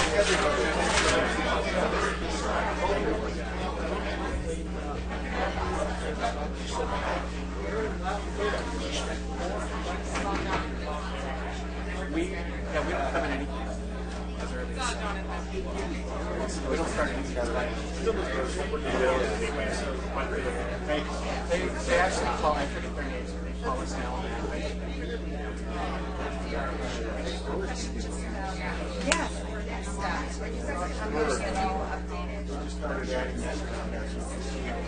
Make sure that it's got our comments incorporated in. So how are they?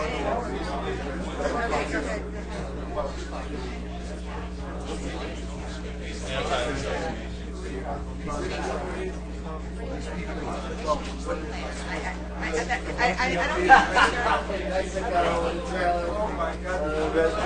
How do we make sure that our comments, majority of them here, pretty clear? Nobody on the other end, very young kids. How do we make sure that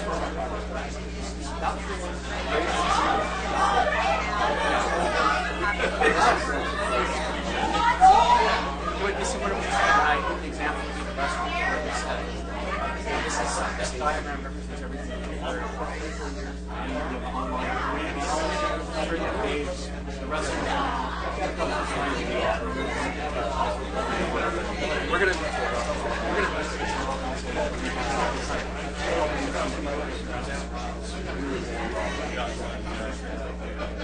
that's one thing. Yeah. No, Matt.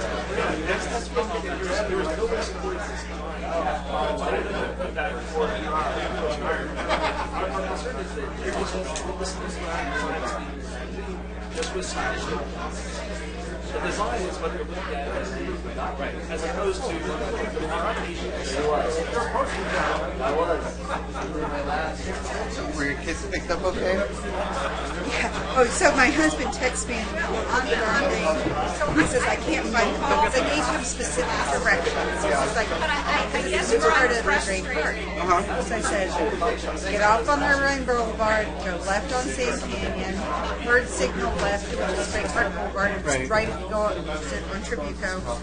You're going to go straight because it's the new park. Just keep going straight till you see the sign that will say Fields 2 through whatever. It's Field 4. So they're playing on the new field that just opened over there? We're going to start in about a minute, please. Please take your seats. Are you freaking kidding? I counted lights. I counted signals. And I told him before I came here. Then he said, just kidding. I was... Don't do that to me when I'm in the middle of a meeting. Like, child's not going to get home. Honestly, we're glad to come out. I've never done so much ever, any project. So if now, this is the first time tonight, the residents around the park. And really, we appreciate it. How you doing, Abe? Good job out there. So we're set up for Wednesday. Yes. With the mayor moment. Yes. I told the mayor that I happen to meet him at 9, but I have a half hour. I have a Yeah, he passed that along. So we're good to go on Wednesday. Yes. Do you have a specific building or a specific venue? You know what? I don't. We made 50 of them. It'll depend on the lighting that morning, I think. We'll take a look. Thinking either over by the schoolhouse area, or maybe even down in the farm area or something. Yeah, you can have mine. I took notes on That's on the other side of the park. So are you going to determine that? We'll get out there, well, 8:30 or so. All right. I'll be there a little early because I got to set up. So you can make that on the lighting. How's that other video? Is that on there? I know you have a number of other projects going on. No, get the editing down. We need to release some text. So I'll be interested in getting the link. Yeah, but I like it. Looks pretty good. Oh, good. Have to put the text. Just put the text overlay. Yeah. Good job.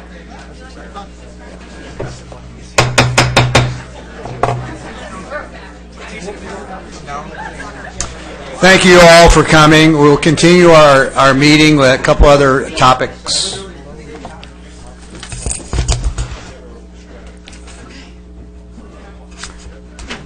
Our next agenda item. Comments? Yeah. We have to discuss our comments and input. Do you want to do that at commission comments, or you want to do that? All right. All right, very good. We will move forward on commission comments based on the input that we've heard. So, who would like to begin? Commissioner Rosenberg? Wait a minute. Why don't we do the recreation? Well, I was going to move into the recreational report, but if you prefer, we could do comments. You're the chair. You're running. I would prefer we complete the recreational report, and then we'll get to commission comments on it. Okay? Good evening, Mr. Chairman and fellow commissioners. Tonight, I am presenting to you the recreation report for the month of March. I forgot where we were.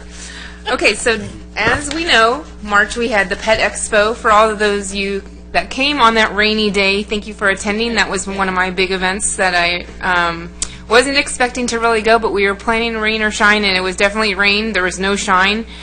We had 100 vendors planned, but we actually had about 60 participate and were present that day. So I was really pleased with the turnout. We actually had about 800 public people in attendance. We had close to 30 pets that were adopted. That includes dogs, cats, birds, and reptiles. So it was a very successful event for the day. And we also still had Bruce Cameron, the author of The Dog Purpose. He was our guest speaker. He's been the guest speaker for the last 2 years. He's amazing. And if you didn't already know, there's a new upcoming movie with his next book, A Dog's Journey, that will be coming out in January. So we look forward to having him. He'll be back next year. He loves coming to the event.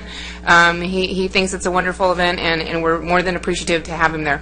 Bunny Blast, again, another event that was rain or shine, and it was more on the cloudy side after a day and night of rain from the day before. We still had approximately 1,500 participants, which was great. We changed the theme this year. We went with a Dr. Seuss theme. We had gone with the Alice in Wonderland theme for so many several years. We decided to change it up.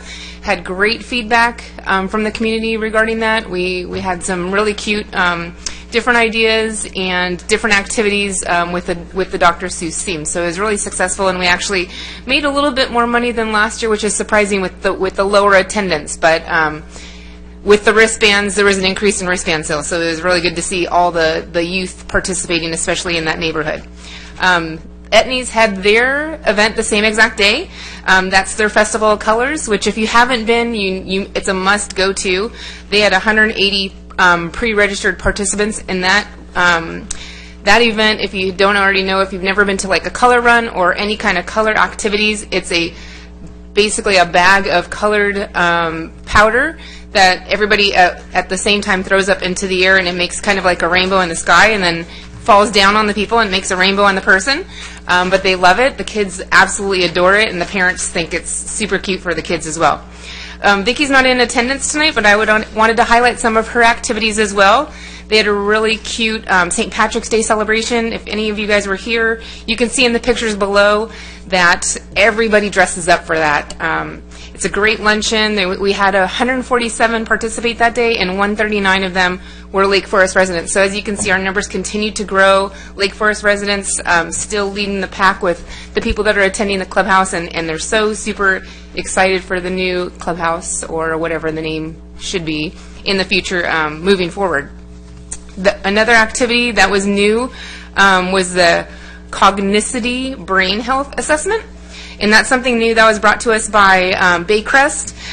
It's a hospital, and basically they're doing brain assessments for the seniors. So that was something new this month. We had 17 seniors participate, and it was a free screening for,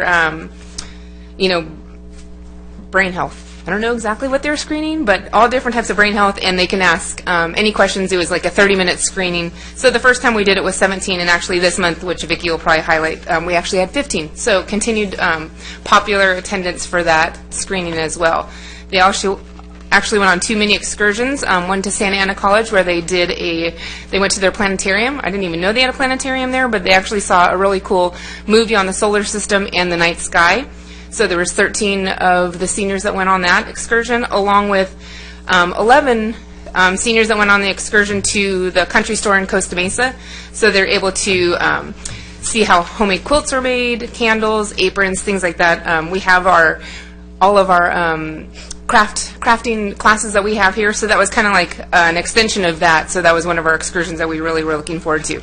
Kids Factory, again, I really wanted to highlight how many of our youth are still going to that program, and it continues every single month to increase in attendance, along with our kindness campaign. Our kindness campaign, we also like to highlight one of our students within the school district that does an exemplary, just as an exemplary student within the program, showing acts of kindness, whether it's within the sports program or offering their services with crafting, helping other kids that may not, have other friends, and reaching out to those kids as well.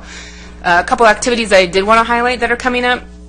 If you didn't already know and you don't have your name on the luncheon, we have our senior lunch, our senior awards lunch, which will be held on April 26th. I believe that's closed, Carol? Next Thursday, and it is closed. I know there's a waiting list. Marilyn also has her Special Needs Resource Fair. She told me today that she has over 50 booths this year. That's going to be held on April 28th. That's at the sports park. And if you haven't gone to that, it's an amazing event for our special needs community. It's a lot of different resources that parents and children can find resources for within our community, and it's a great little event that we have for them. We also have a new program coming up at the sports park. It's called Star Wars Family Night. We wanted to do something with May the 4th be with you, so it'll be held on May 4th. It'll be a movie shown in the gymnasium, and that'll be something new that we're doing on May 4th at 6 p.m. in the gym. Also to highlight, I'm sure Victor will talk about it, is the Rancho Days Fiesta at Heritage Hill. That's on May 5th, but not to be forgotten, that'll be at 11 a.m., along with our open house and camp previews for the summer. That'll be on the same day. May 5th at 2:30. So you can go from Rancho Days to the sports park and preview all the summer camps.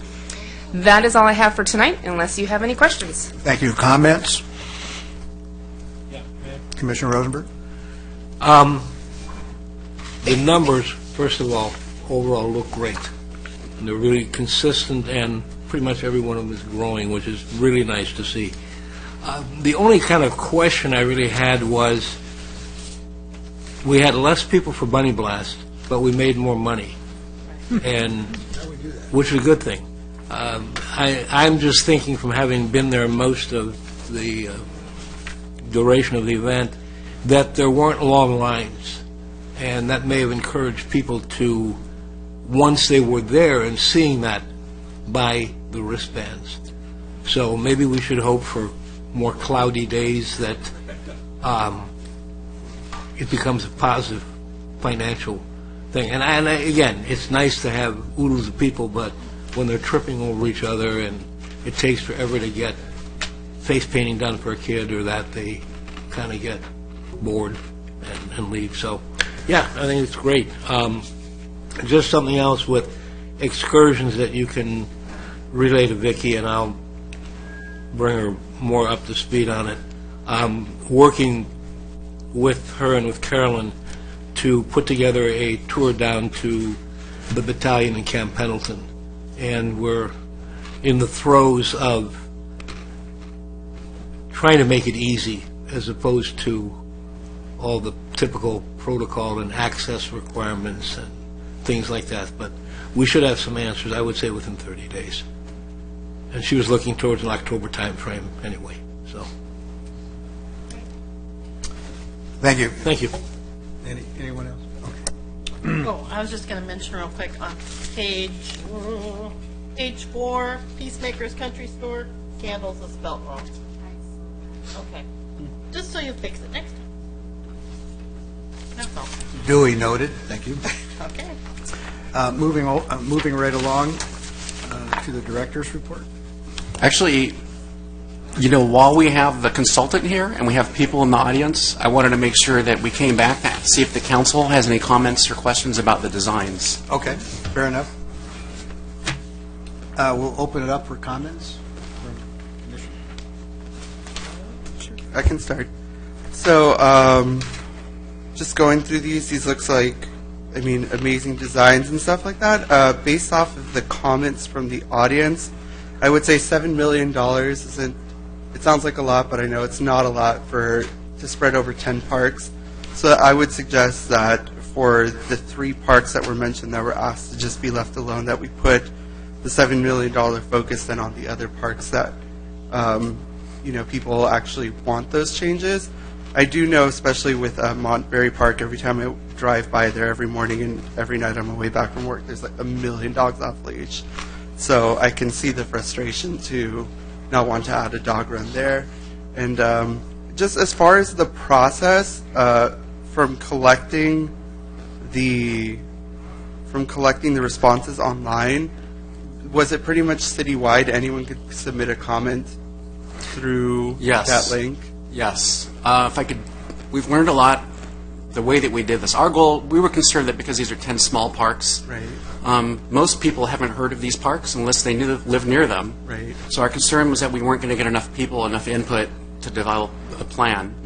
I'm really grateful that people showed up tonight, because these are folks that live around the parks. That was the most important feedback we received. Yeah. Awesome. So yeah, those are my only comments regarding that. Thank you. Thank you. Anybody else? Okay. I think the designs are very nice. I concur with Francisco that the parks that want to be left alone, we consider leaving those alone, just upgrading anything rusted. I concur that, my questions were the same on the how we got the input to begin with. I know the dots were likely done in person, but I know we did some online things, and I was concerned also that it was maybe people were saying, let's put the dog run at this park versus my park, or I don't know how that happened, but I definitely think the people that lived there had some very, very valid concerns. I wouldn't want exercise equipment where people can look in my back window either. I mean, so I think that the things that were expressed here tonight definitely need to be taken into consideration for revisions before it goes to council, for sure. That's it. All right, thank you. Anybody else? Go ahead. Oh, apparently my microphone is on all the time. Kudos. Very awesome job on all these, and I know you put a lot of hard work, effort, and a lot of patience with all of us.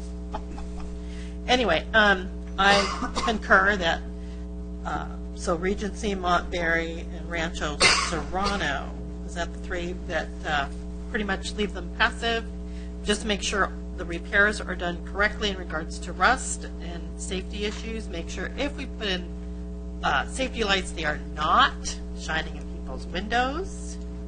And that I think the rest is good to go. So, thank you. All right, thank you. Commissioner Rosenberg. I will publicly declare that I am a resident of Montberry. And, Bill, I'm disappointed. We came in number 2 as far as comments. Rancho Serrano beat us out, so we're going to have to go over there and duke it out or something. But I think the number one benefit of tonight was getting the in-person resident input, and I think that is an important part of what we do. It's an important part of, in the decades that I have been doing this, of the way our city functions, which is, I think, a great positive, as opposed to suddenly we had some money and there's going to be a construction crew in your neighborhood and don't ask any questions, and in 6 months you'll find you may have something you don't even want or like. I think, again, we received an awful lot tonight. I think as a entity, we need to kind of digest that, and then maybe, I don't think we need to necessarily have another meeting or things like that, but that we can have some kind of a look-see before it goes to council that we're doing that. We can talk about that offline or later as to how to do that and whatever. But again, and I'm going to comment on Montberry first because it's my hood, so to speak, and my homie there.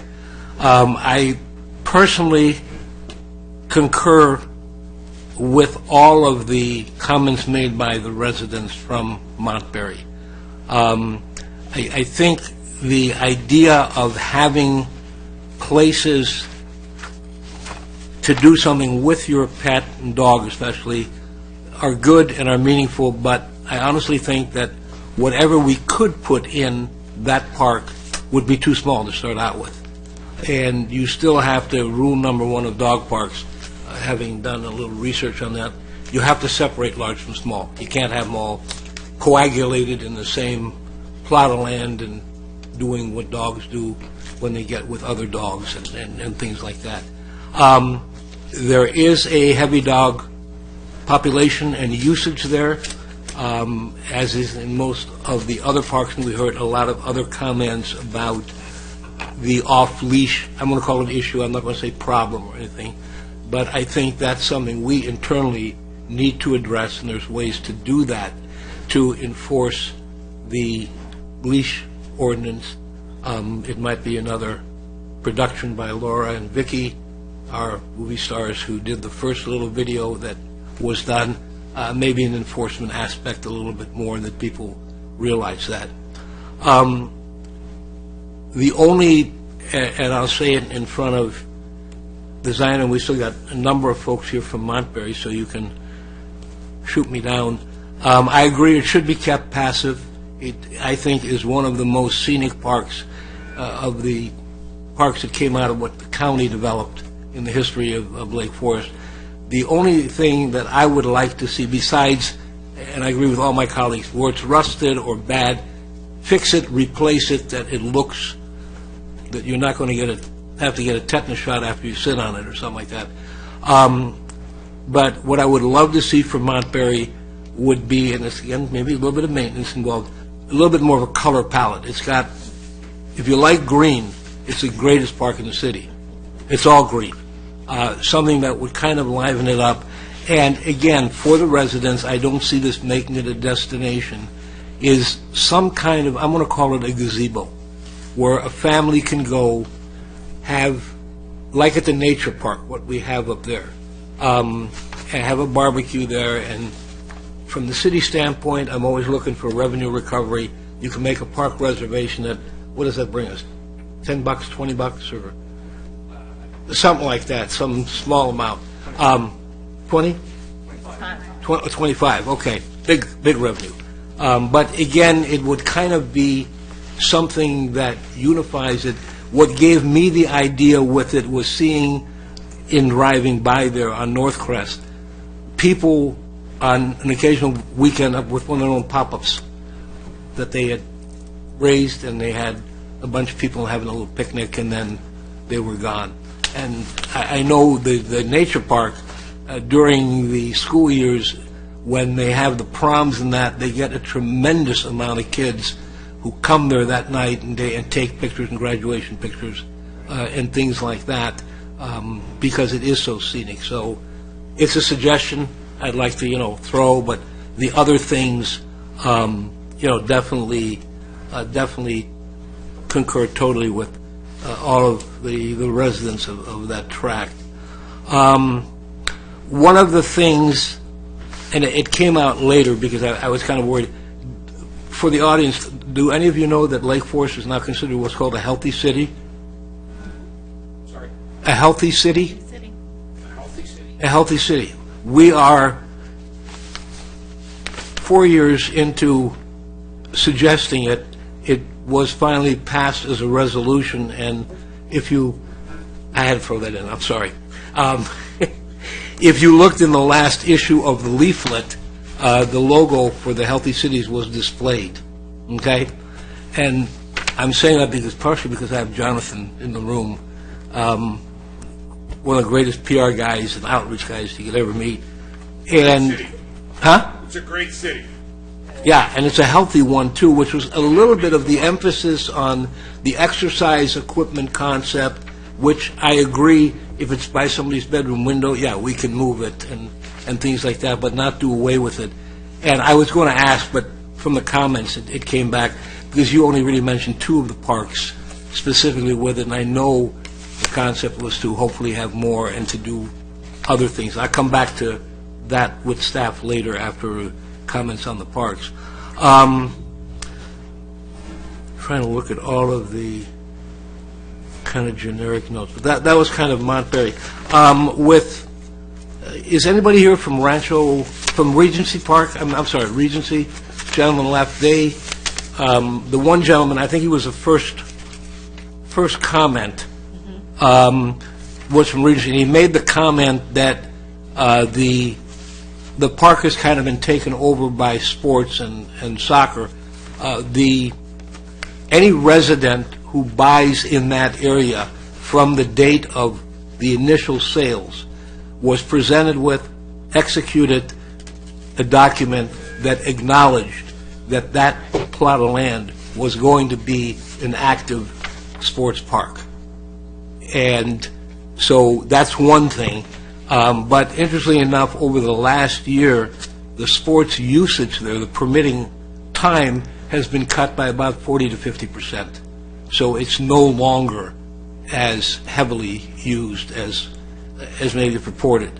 We have a sports park which does a lot of things, but unfortunately not enough to take everything for youth sports out of what are typically parks more in a neighborhood. We probably need something twice as big to do that. So, that's not on the cards for the present. I didn't hear any comments, and I know, and Larry, I'm going to ask you in looking at this, the proposed parking lot for Regency, is that still alive? comatose or dead? We've done a study that shows how that can be incorporated. It was a topic that came, I believe, from council. Yeah. Right, yeah. And so we have a schematic plan that shows it, and we're going to bring that to council to respond accordingly. So it will be on that plan. Okay. Or not on the plan, but as a, kind of like we did the splash spray, kind of as a supplemental response to a question that had been asked. Because the size of it is minute compared to moving all the vehicles away from up Parkside in that area, 20-some cars, and the cost is humongous to do the grading and the paving and everything like that. And I think then the city would have to enact some kind of a parking ordinance on top of it, which is extra manpower to enforce it, because all the people in Osterman would look at it, oh, good, another place to park that extra car or the car that doesn't get driven that much, and Saturday morning comes and people want to park through the Hughes Regency, 22 spaces filled out of maybe 25 or something. So it's not something that I think would be a benefit to what we're doing.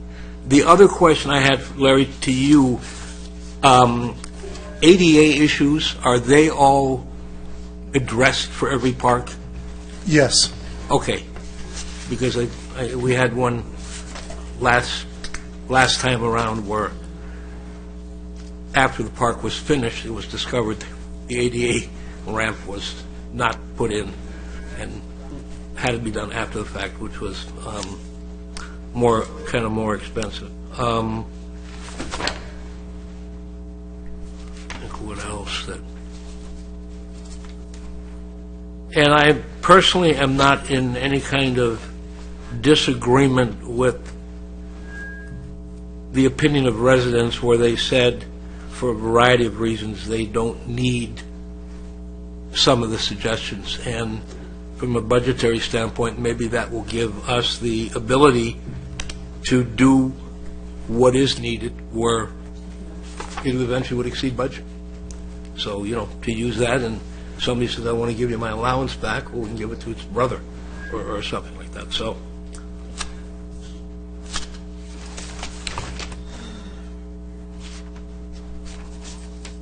again, just appreciate all the input from the folks here that came out, and those that really didn't, then I don't think there's too much that they could come back later and say if there was no input at all to go on.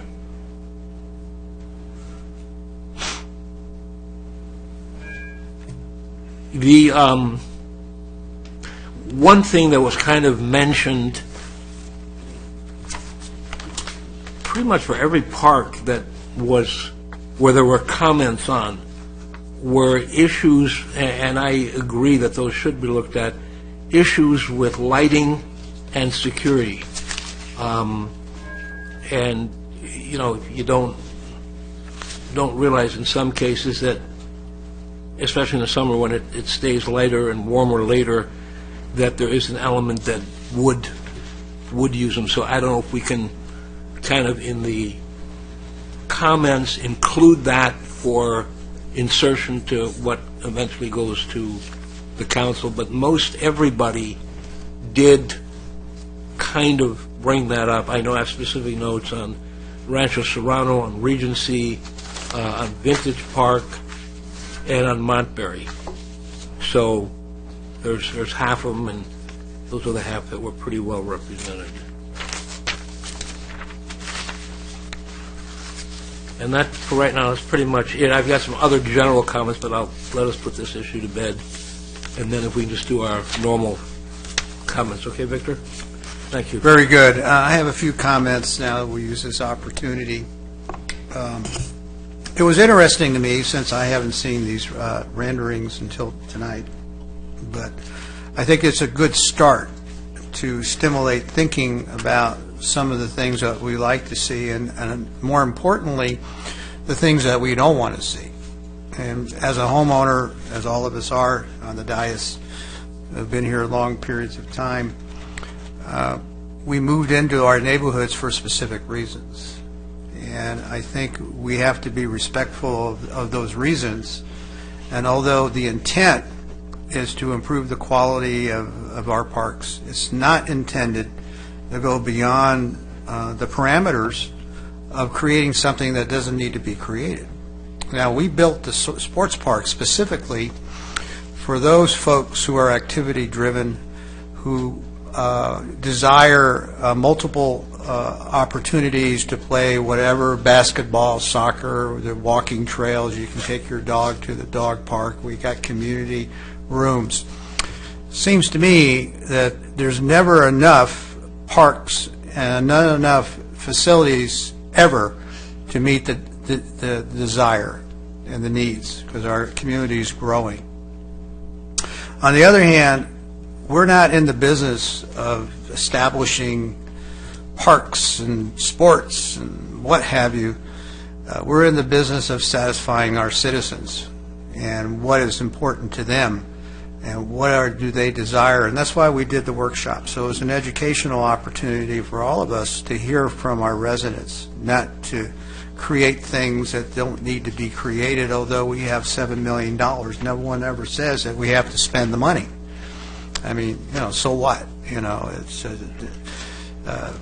so as I listened very carefully to Regency Park input, Rancho Serrano input, Montberry, there was a common trend that I picked up that was very clear to me, is that, hey, we like the way things are. We would prefer the city to do a better job of maintenance, replacing older playground apparatus, replacing lighting that quite frankly has seen its day, and to make it a safer place. Oh yes, having rubberized surfaces is great. Anything that you can do to enhance the safety and enhance the enjoyment, I don't think any resident will object to that. But when you start talking about putting basketball courts in and putting in dog runs, that's where I draw the line. I don't want that where I live. You don't want that where you live. We already have a dog park, a couple dog parks. How many do we have in the city? 3?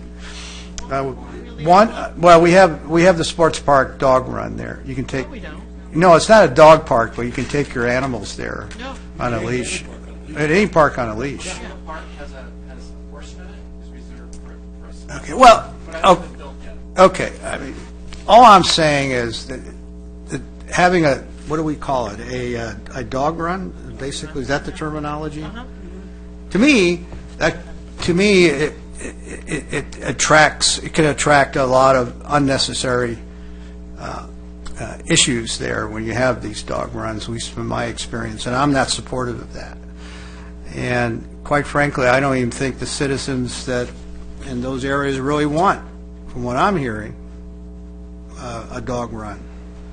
I think what I'm hearing is to emphasize improvements and maintenance improvements, putting a concrete path around it. I don't quite understand what the advantage of that is, to be honest about it. I haven't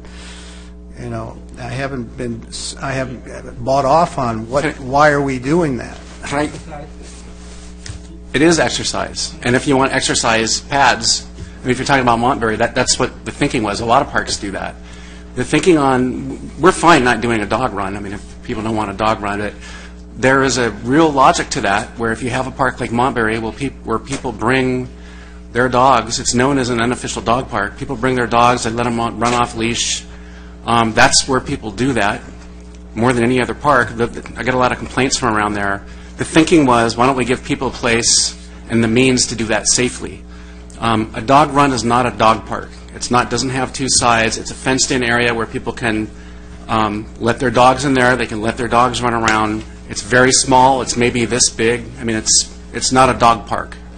Oh, okay, I get that, but do the residents really want a dog run? I think we've heard that they don't. I hear they don't, so I like to take that off the list, quite frankly. I also heard they don't want basketball there in certain respects. Why are we considering basketball in some of these parks? We're not.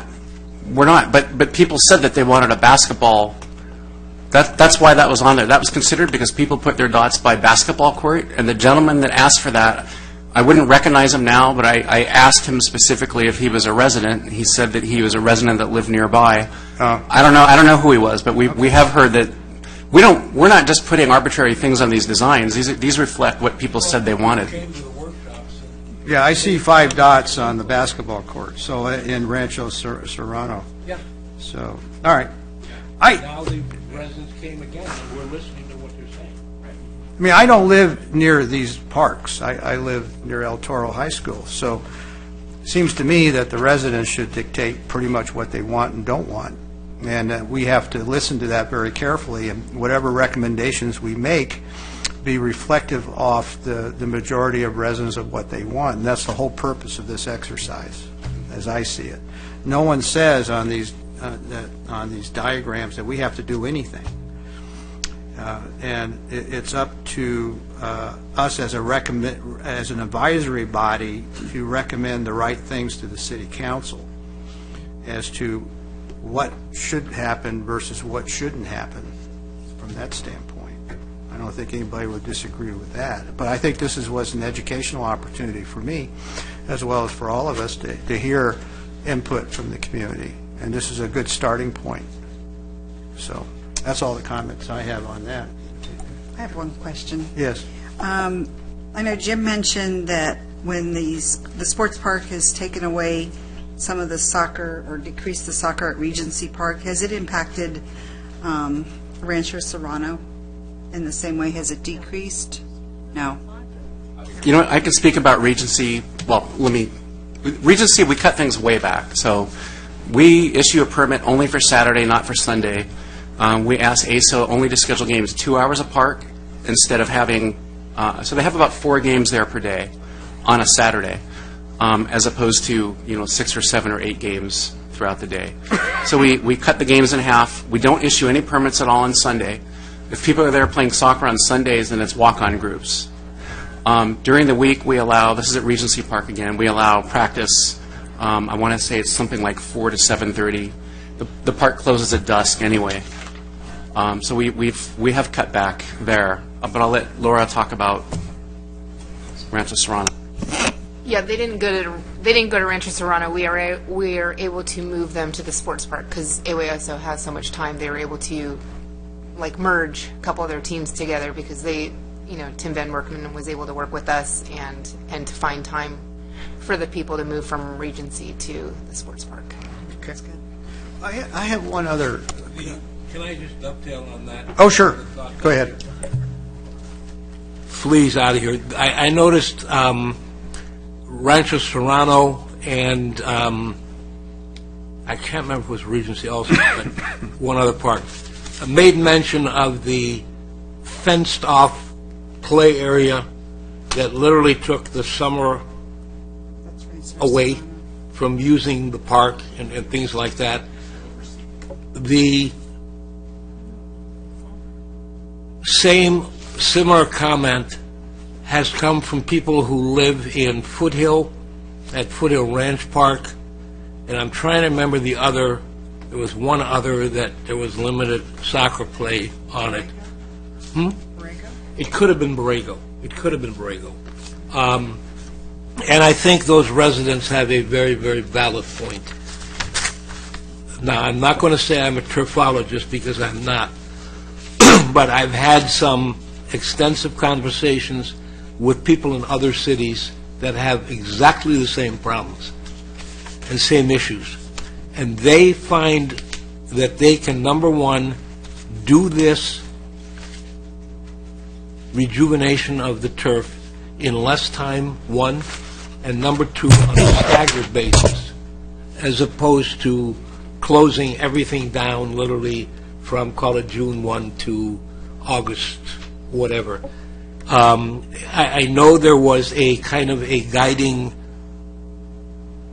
principle or mantra in this city that that's the way it had to be done. But there have also been changes. And I would like to see that maybe, through the commission, with consensus, obviously, become an agenda item, that we revisit that. And with Public Works and with our, quote, turf expert, because he's one of those guys that isn't totally into some of the practices. Commissioner Rosenberg, we're actually scheduled to bring that back to the commission. So you might recall, we just bought an expensive fertigation system for the sports park. We just installed it a couple months ago. I think we're giving it time to work before we come back. Okay. But absolutely, we'll bring that back. Okay, thank you. Very good. I was trying to count, thank you, count up all the dots, and I understand this was initiated by folks who favor certain amenities, and I appreciate the report on that. And it's becoming clear, as I mentioned earlier, that it helps us give a roadmap for the future as to what we should be recommending, and I think this deserves further discussion as we proceed forward. So I really appreciate the efforts of the renderings. That helps us, provide a foundation for conversation. So thank you. Sure. That's all I have on that matter. And if that's okay with everybody for comments, we can move forward into director's report. Do you have anything to report? I have nothing to add. Okay, then we can move into commission comments. I guess I'll start to my left. Oh, okay. Thank you. All right. So here's what I've been up to. I attended the Pet Expo, which I thought was wonderful, even though it was a little rainy. Bunny Blast was great. Parade, I think we're coming along very well in the parade meetings. I also attended I always try to support what's in our community. So Majeska Playhouse did it was a cute little show that they did. And then tomorrow I'm going to go over to the high school and see Damn Yankees. Who? Damn Yankees at the high school. The drama department is doing Damn Yankees. Oh, Damn Yankee. Oh. Yeah. Which high school? El Toro. That's an old one. But I'm always looking for what other cities are doing. So I went over to Rancho Mirage, and because that's in the desert, obviously they do their concerts, or they call it music in the park in the springtime, like now. Yeah, it's 180 degrees. I know. But it was very interesting. They, how we book our own band or our own groups. They do it through they call it marker broadcasting, which is like through radio, whatever. So it was kind of interesting to, because I had to go talk to everybody afterwards. And the groups that I saw was Taste of Honey. I know these are older 70s. There you go. I guess that's not too old. And then Maxine Nightingale, who was a Grammy Award winner. And so it was just fun just to see them and see how other cities do concerts, or as they call it, music in the park. But, so that was really good. And they were really wanted to make sure people got up on stage and danced with them. That was their big push that night. I guess they wanted to get people out of their seats. Also, I attended the California Park and Rec Society conference in Long Beach. Some of the sessions I took was Engaging Decision Makers and What's Hot in Sacramento. That was by Pilar McCoy. I think you guys know Pilar, and Doug Houston. And they talked about Prop 68 and how apparently $200 million for local park grants, $15 million for park and rec grants, depending on population sizes, $30 million for other, $40 million for grants to local agencies that have approved local park revenue measures. Ding, ding, ding. Hey, that could be us. So we would just have to, obviously it has to pass first. But anyway, if you want, I'll let you make a copy of this, and then you can distribute it to the rest of us, because it was really wonderful to hear something positive about parks coming out of Sacramento. Anyway, and then because I'm a member of the California Park and Rec Commission, we've been asked if we could host one of our meetings in October, and I briefly talked to Scott about it, so I'll send him an email and get that arranged so we have it. But I would love it if you guys could come. Just you don't have to stay for the whole meeting, but you can. come and meet all the commissioners from all over California. Where is this? Well, it's going to be probably at the sports park, and it'll be in October. I'll keep you posted, but I'm planting the seed now. Hey, I've got to come to this, okay? Noted. Please note that. Duly noted. Duly noted. Thank you so much. And then our neighborhood would like to take advantage of the Expand the Forest program. One of our neighbors passed, and actually her husband Skip is one of the stars. So there's such a huge connection, and she also volunteered at Heritage Hill. So anyway, so we're going to do that. So I would do that through Public Works, correct? That's correct. Okay. All right, that's good. And have we booked our bands yet for the summer? Yes. And are you going to reveal them? Well, just give me a hint. We have, there's no Neil Diamond. There are 3 bands per concert. Oh my We gosh. do have the return of our country group again. Redneck Rodeo will be back. They were good last We will also have the car show again.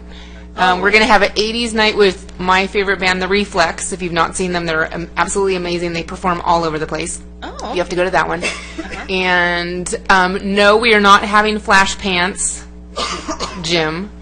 I know you like that group at Pittsford so much. Those are the highlights. Did we get Tijuana Dogs? We did not get Tijuana Dogs, but they are on the list. So it's some of these bands book super duper early. Oh, I know. But those are the highlights, and obviously it's going to be awesome. Okay, and then when we're doing the car show, we're going to do a. I think last year we had the clean car contest. Sure. Yeah. So I'd be happy to help with that. Perfect. I'll let Bill know. It's a clean car contest. And basically, they want to win for the cleanest car, and it is a really important thing to some of these cars. Like inside and out and the engine. Oh, you have to look and Like make sure toothbrush, that the yeah. gas cap is Yeah. clean. Right. Yeah. So, yeah. I'll let Bill know you want to judge. Well, yeah. Perfect. Or I can get people to Judging. judge. Okay. Perfect. Oh, speaking of judging, I do want to mention the Tustin Chili Cook-Off is coming up, I think, June. And as commissioners, we're always invited to go. So there you are.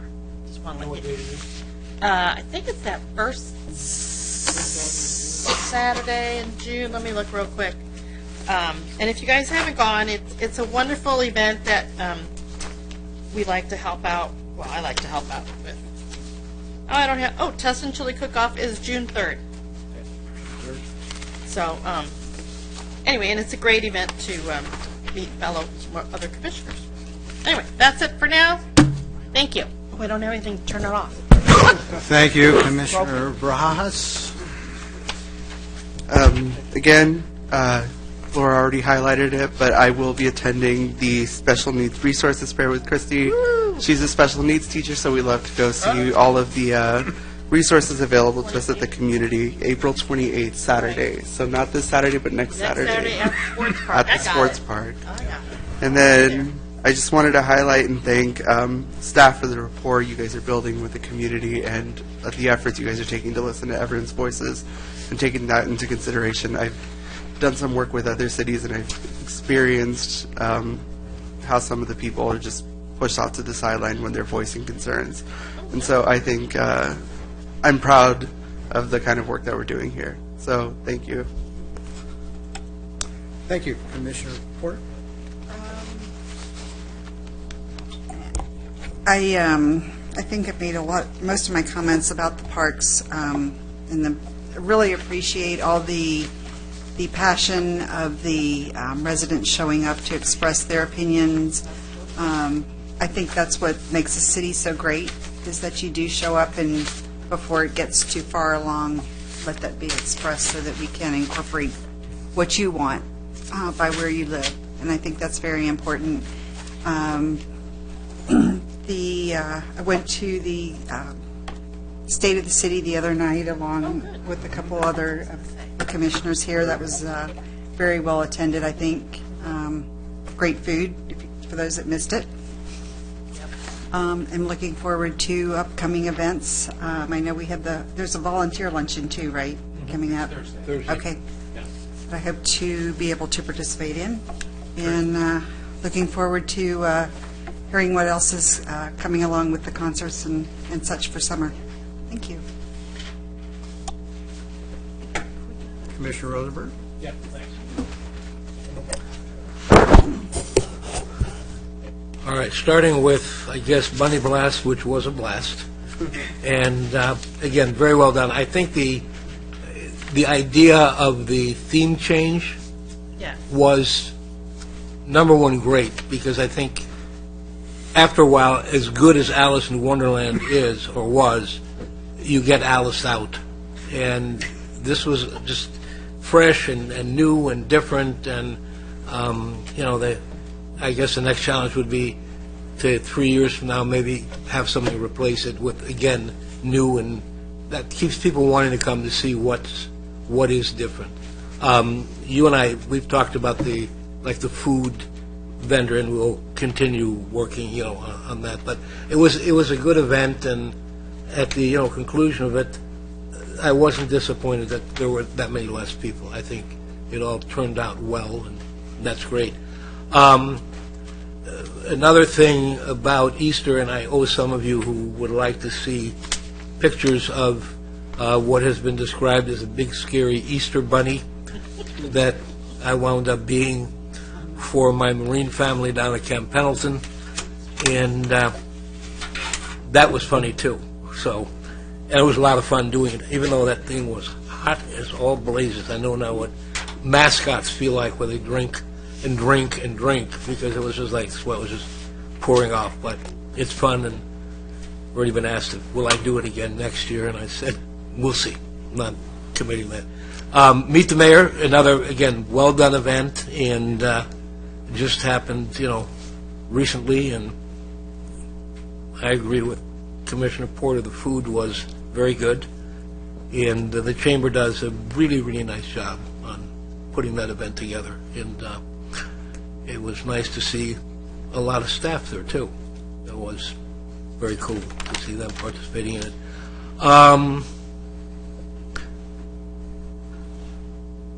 Healthy City I kind of touched on, and I think that is something, again, it's a marketing thing. It is really what it is. It's marketing, and it's to get one step ahead of a city there called Mission, a city there called Irvine, and somebody among the comments we heard tonight talked about what they were looking for and why they bought in Lake Forest. And probably besides some of us who somehow planted roots here many, many years ago, there are a lot of people that are looking, and this city has a lot of opportunity from a business standpoint, corporate standpoint, on and on and on, and it needs employees. And employees, when they come, maybe they don't want to commute from Anaheim or L.A. or further away. They need a home.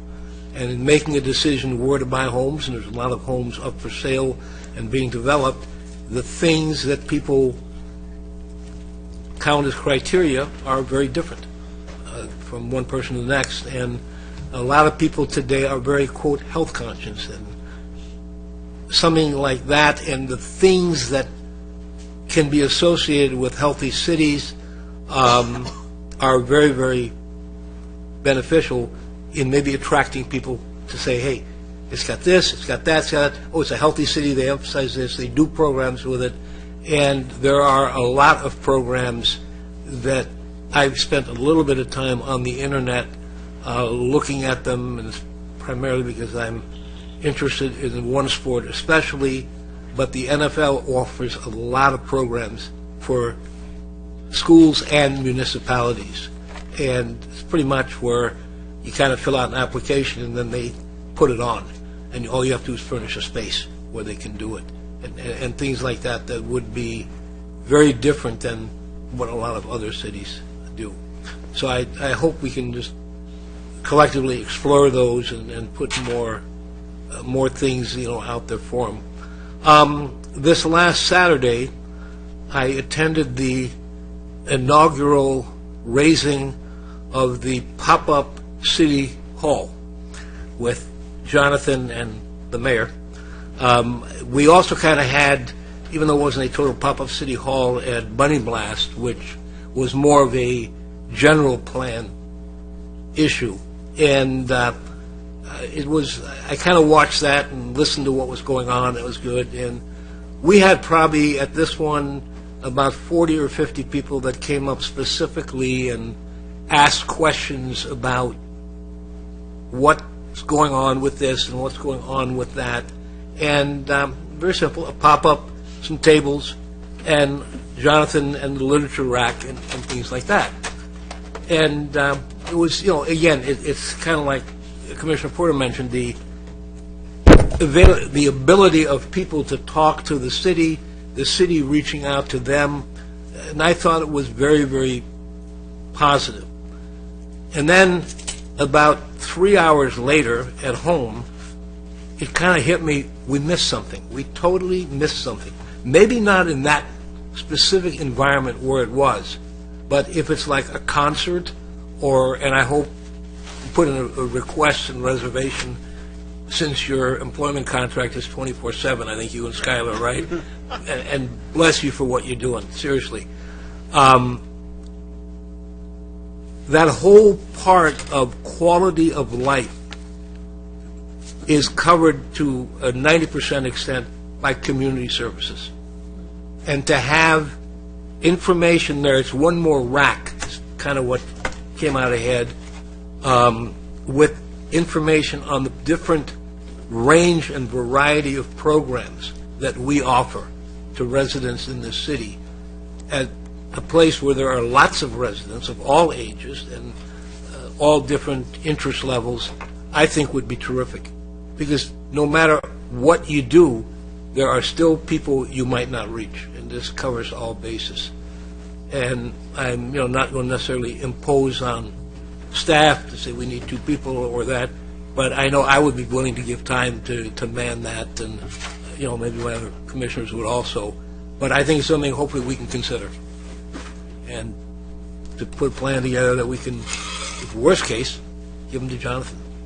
So, and Skylar, who are there. I'll hang with you. I'll hang with you guys. I'm not adverse to doing that. I get Jonathan in worst case quite often. Thank you for what you do. Seriously. You do it very well, too. So. And that's it. Thank you for the time, and thank you for everybody bearing with us tonight. And I think it was informative, educational, and very positive. Thank you. Throughout the years, I find it awfully difficult to follow Commissioner Rosenberg. And there's no way I can step up, nor do I intend to. It's been a long evening. I'll keep my comments extremely short. And yes, I think attending some of the civic and chamber activities always helps us connect with the grassroots, and we'll continue as a commission to do that, and as best as we can, time permitting. We all lead busy lives, don't we? But we try to set aside time as much as we can, all of us, to participate. I have a strong, warm feeling about the special needs coming up on the 28th, so if all of us can make an effort. It goes starting at 9. How long does it continue? 11:30. 11:30? Starts at 11:30. I had it down for 9. Is that correct? 9. No. 9/8? I'm sorry, 9 o'clock to 11:30. That is correct. 9 to 11:30? Okay, that's what was published here. I just wasn't sure. You can come at 7:30. No. Also, there's a leadership luncheon coming up on the 4th of May. I don't know if all of you have that on your schedule, but if you can make that, it looks like a very nice event on the leadership opportunity. And, of course, Heritage Hill, we're getting into our busy season, so you'll see announcements. We're doing some promos, the kinds of things with the mayor next week, and we'll continue the partnership that the city has with Heritage Hill. And our children's programs are going to be wound up by the mid-June, naturally with school out, but that's been awfully successful and growing leaps and bounds every year. So without further ado, I have nothing more to add, and I will now adjourn the meeting.